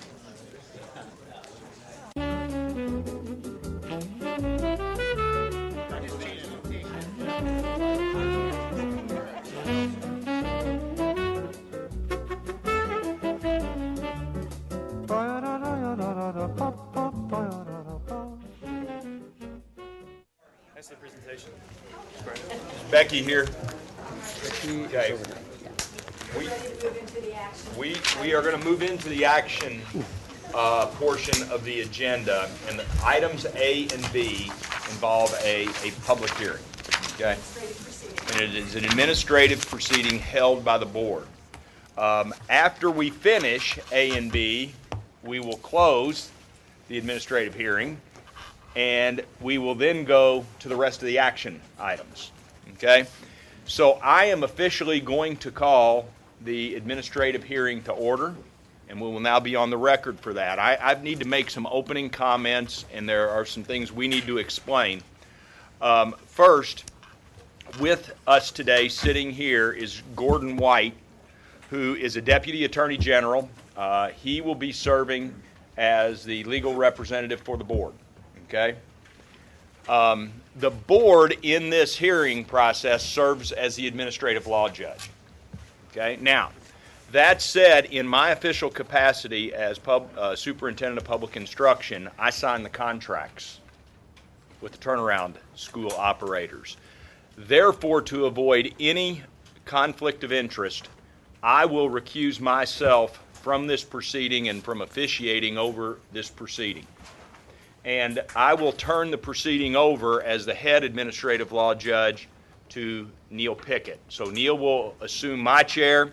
I will actually leave the room for this process because, again, our number one intent is to make sure that this process has no appearance of conflict of interest, especially given the fact that I signed the contract in my official capacity. So with that, I'll recuse myself, and I will turn it over to Neil.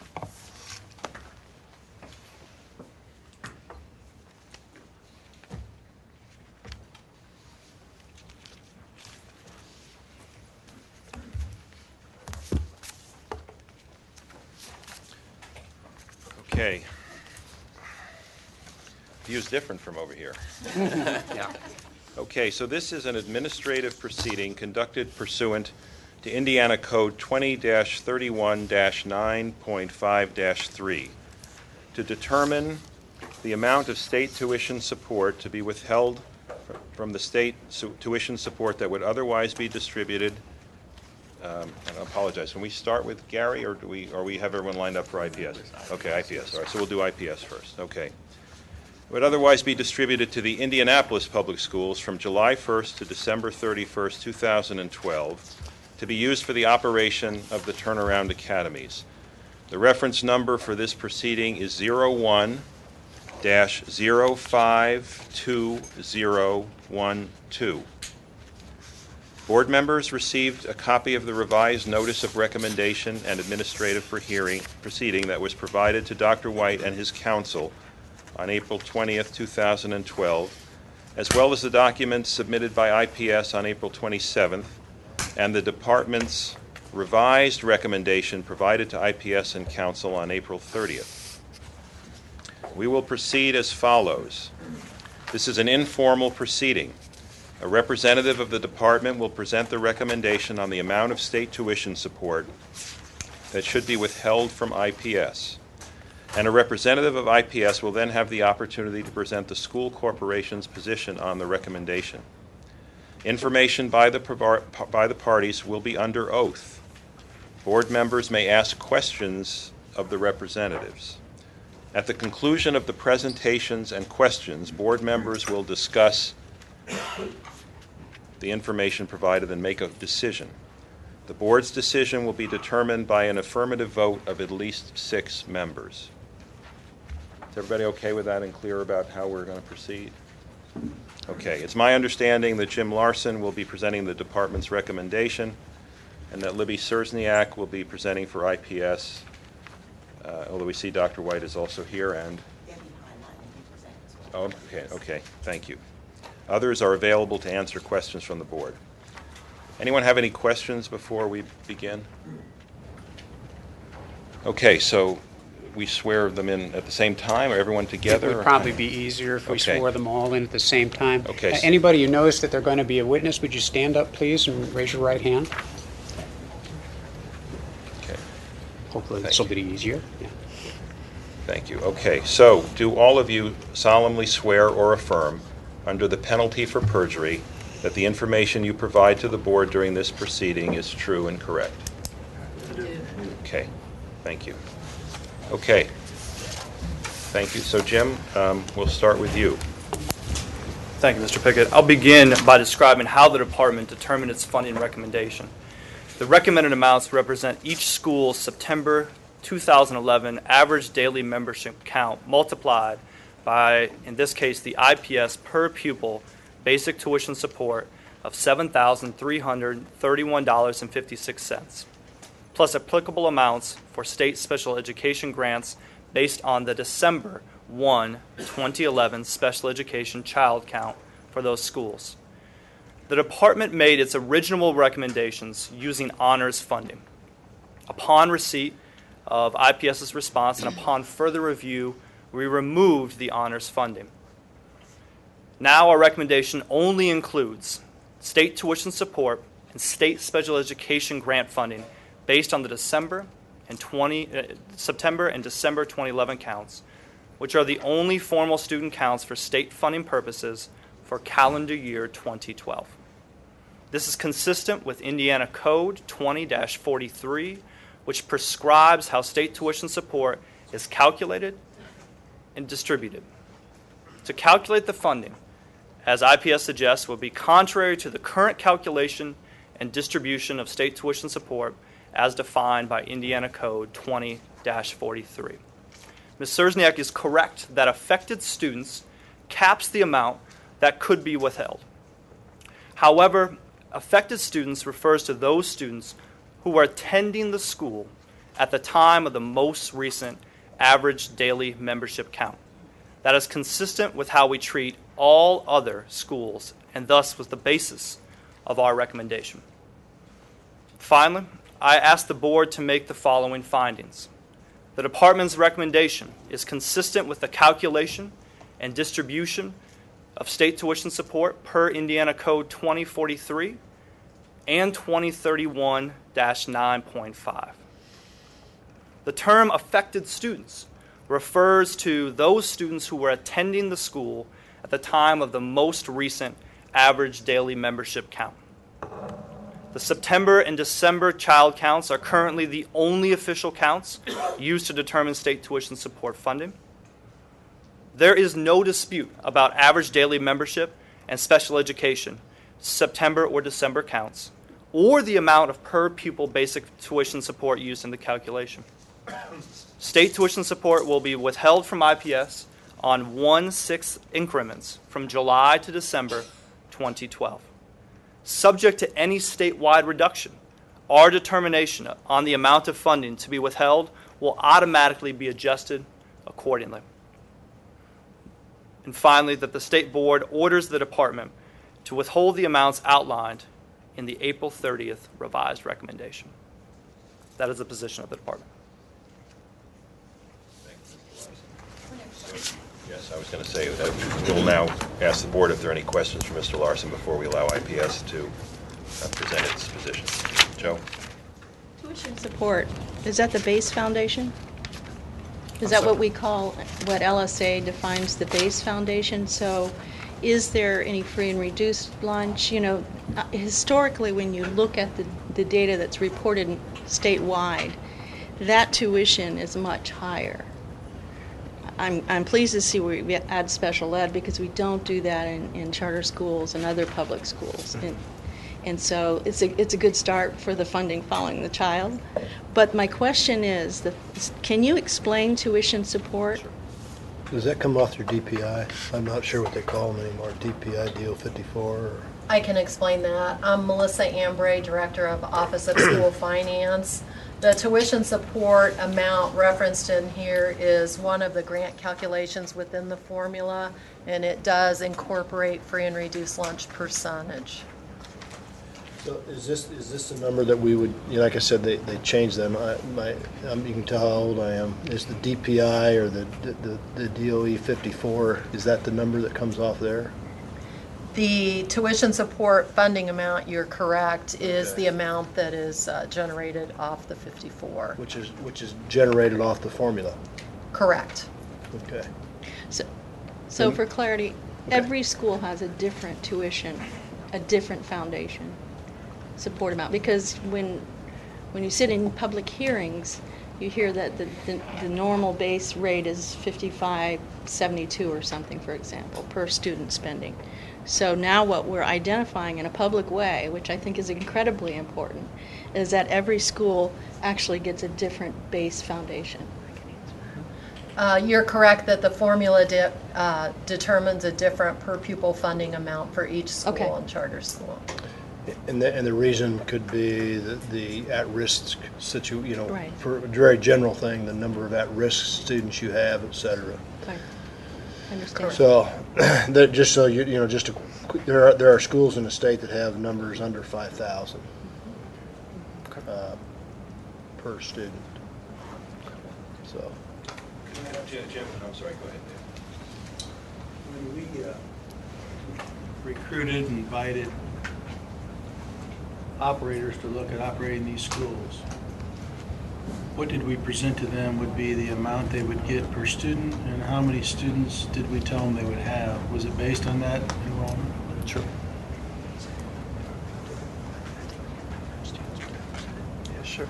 In the request for proposals for turnaround school operators, the number of students in the buildings at that time were listed, but it was not listed in a way that made any commitments, but rather as a piece of information for the purposes of the application. Generally, that's how they put the proposal together and thought it through. So Jim, the turnaround operators knew they were assuming the risk of a possible dip in enrollment as well, or increase in enrollment, as well as the potential benefit of a dip in enrollment. Is that true? Yes, Tony, unfortunately, I can't comment on what they knew or what they speculated. But that was discussed, that. I mean, they know that's partly what they actually are going to get in terms of real numbers is dependent upon their activity. I mean, what I wanted to make sure I established is how we framed it. I mean, there'd be a lot of thoughts in the thing. Yeah. I just wanted to, that was kind of our assumption. I was asking something different. Yeah. So I guess for my clarification is this page that we have here, and I think I heard you guys say, these are the maximum numbers those those takeover folks could, that's the amount of money that could be withheld maximum. That's the amount of money per 2043 in our recommendation that we are recommending be withheld for July through December 2011. Even, but 2012, sorry. But some of those kids at Hal, the 1024, some of those kids are going to end up at other IPS schools that are not on takeovers. That's correct. Then why would we hold, let's say only 500 of them end up at Hal?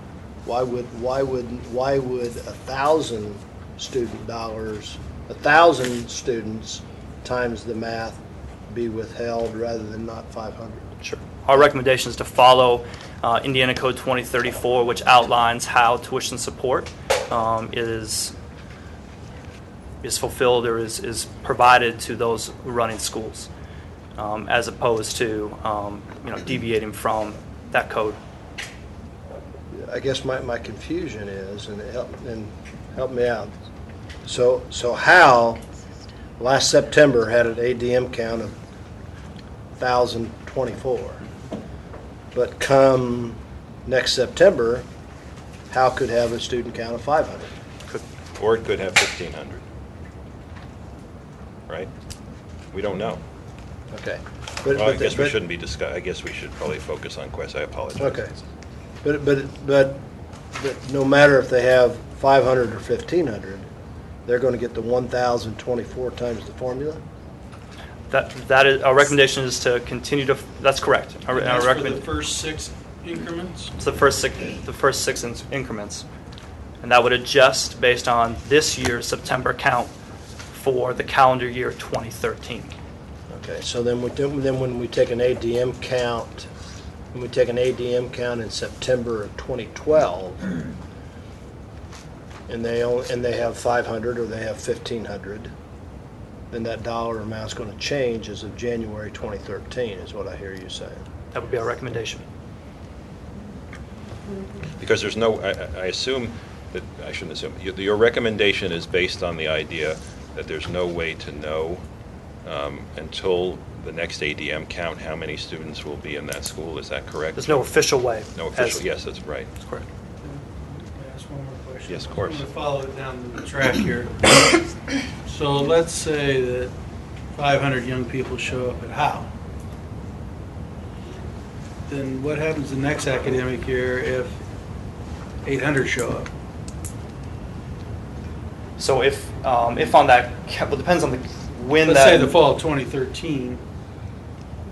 Let's say in 2012 fall we have 600 young people, and then the next fall we have 800. Will they get? Will we follow that logic all the way through then, based on what you're talking about today? I mean, every year is another decision, but based on that logic, these adjustments up and down will be the. If I may, the September 2011 count is used for calendar year 12 formula funding.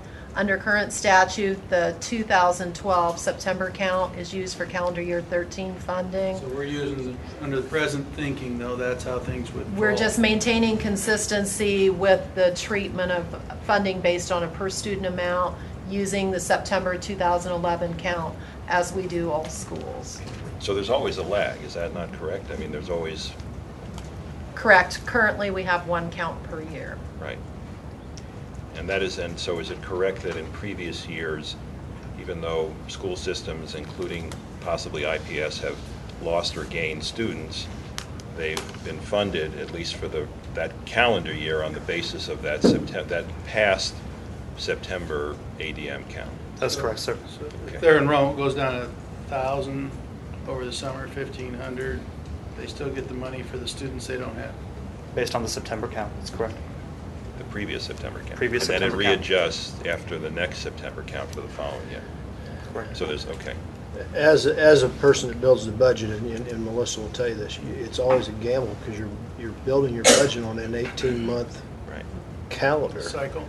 And so that's always where the confusion comes in, and because here's and we're talking about the second part of the 18 months is from the June of 2012 to December of 2012. I thought I had that in my mind correctly, and I wanted to ask a question here while we're in the proceeding to get it clear how this is consistent in history. It'll be consistent going forward, let's just change the law. But that's always a challenge for you. Are there any other questions by board members for the department? So just for clarification purposes, Jim, does the board have all the calculations and recommendations? They do, sir. Okay, so they are part of the record. I just wanted to make that clear. Did counsel for IPS have any questions for Jim? All right, before we go to that, I have one last question. Okay. Matt, under our agreement, can, say, Charter School USA cap their enrollment at 712? Or are they mandated to take whoever wants to go to the school? No, they're mandated to take whoever wants to go to the school. Okay, thank you. Yeah, Within the boundary, within the boundary, Tom. I'm sorry, I just want to make sure that everything their you want in the record is in the record. Okay. You're saying this. That's up to these folks. I just want to make sure that we're all on the same page or multiple pages, as the case may be. And apparently we are, so that's good. Do we still have an opportunity to ask questions? Yes. I guess the question I would pose, and I'll get into this a little bit when I make my remarks, but in our letter that we submitted, we acknowledged that the only count in effect right now is the count from last fall, but we also reminded the board that there'll be another count in September, so there will be an opportunity to reconcile the funding so it falls within the statutory cap of it cannot be more than the affected students. And I guess the question I would pose is, why can't that be done? So the adjustment, I believe, Ms. Erzak, that you're referring to is something that we do not do in other places statewide. Can you elaborate on that, please? So if I hear you correctly, acknowledging that there is a single count, acknowledging there will be a new count in September, and if I hear you correctly, you're suggesting that once that new count comes, that the funding can be adjusted. Is that correct? To meet the statutory cap that is not applicable to the school funding formula, but is applicable to the contract with the turnaround school operators.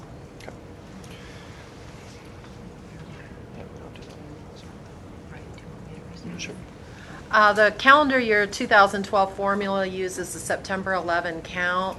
The September 12 count that we will take is the count that is used under current legislation for the calendar year 13 formula. When we receive the September 12 count, we do not at that time go back and do an adjustment for all schools in the state. And to be consistent with how we're treating other schools, we do not anticipate doing an adjustment as well for the turnaround schools. Is that discretionary for the department or statutory? It's statutory. We're operating under the September 11 count being used for 2012 formula purposes. Okay, any other questions from the board or any other questions from IPS for the department? No. Well, they haven't presented yet. Yeah, no, proceed. yes, of course. But do you agree that it's statutory? That Well, it's not. Let's let them make their presentation. Okay. And then we'll be able to You, ask you, them you can questions. ask in a minute, but yeah, good idea.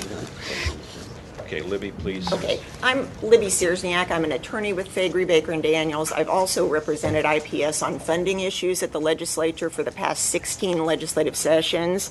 And so I thought as we start out, it might be helpful to provide a little bit of background information on the legislation that gives the board the authority to direct the department to withhold funds. During the 2011 legislative session, Representative Boehning introduced a bill on behalf of the department that amended IC 2031-9 to include and kind of flesh out the whole school turnaround process. It also included some provisions that would have accelerated the turnaround process. The bill, as it was introduced, did not include any language providing for how the tuition support component of the contracts would be funded. Advocates became very concerned that this would give the department the discretion to pay the turnaround schools a higher amount per pupil than the other schools in the school district were getting. You know, for example, if IPS gets $7,300 per pupil to educate its kids, but the turnaround school would get $10,000 per pupil, that was viewed as an unfair situation. So a committee amendment was introduced that would have capped the funding at the aggregate amount per pupil of the affected students. Now that got caught up in the Democrat walkout, but the language resurfaced in the Senate when they considered the budget bill in House Bill 1001, which also considers the school funding formula.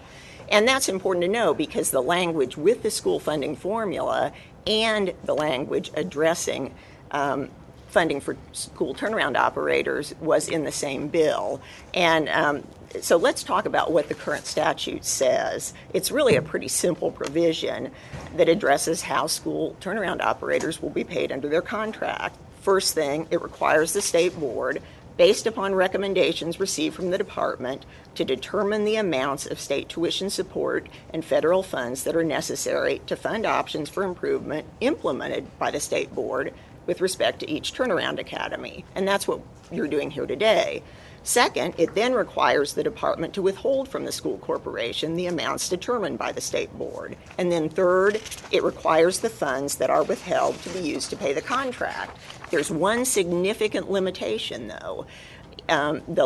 The legislation stipulates that the amount withheld may not exceed the total per pupil funding for the affected students. Now, as you've heard, the department now is saying that this language allows them to withhold the amount of per pupil funding attributable to students who were in attendance at the Turnaround Academy in September 2011, which is in clear violation of the express statutory prohibition on providing the turnaround school operator with a greater per pupil amount than the amount that they would otherwise get for the affected students.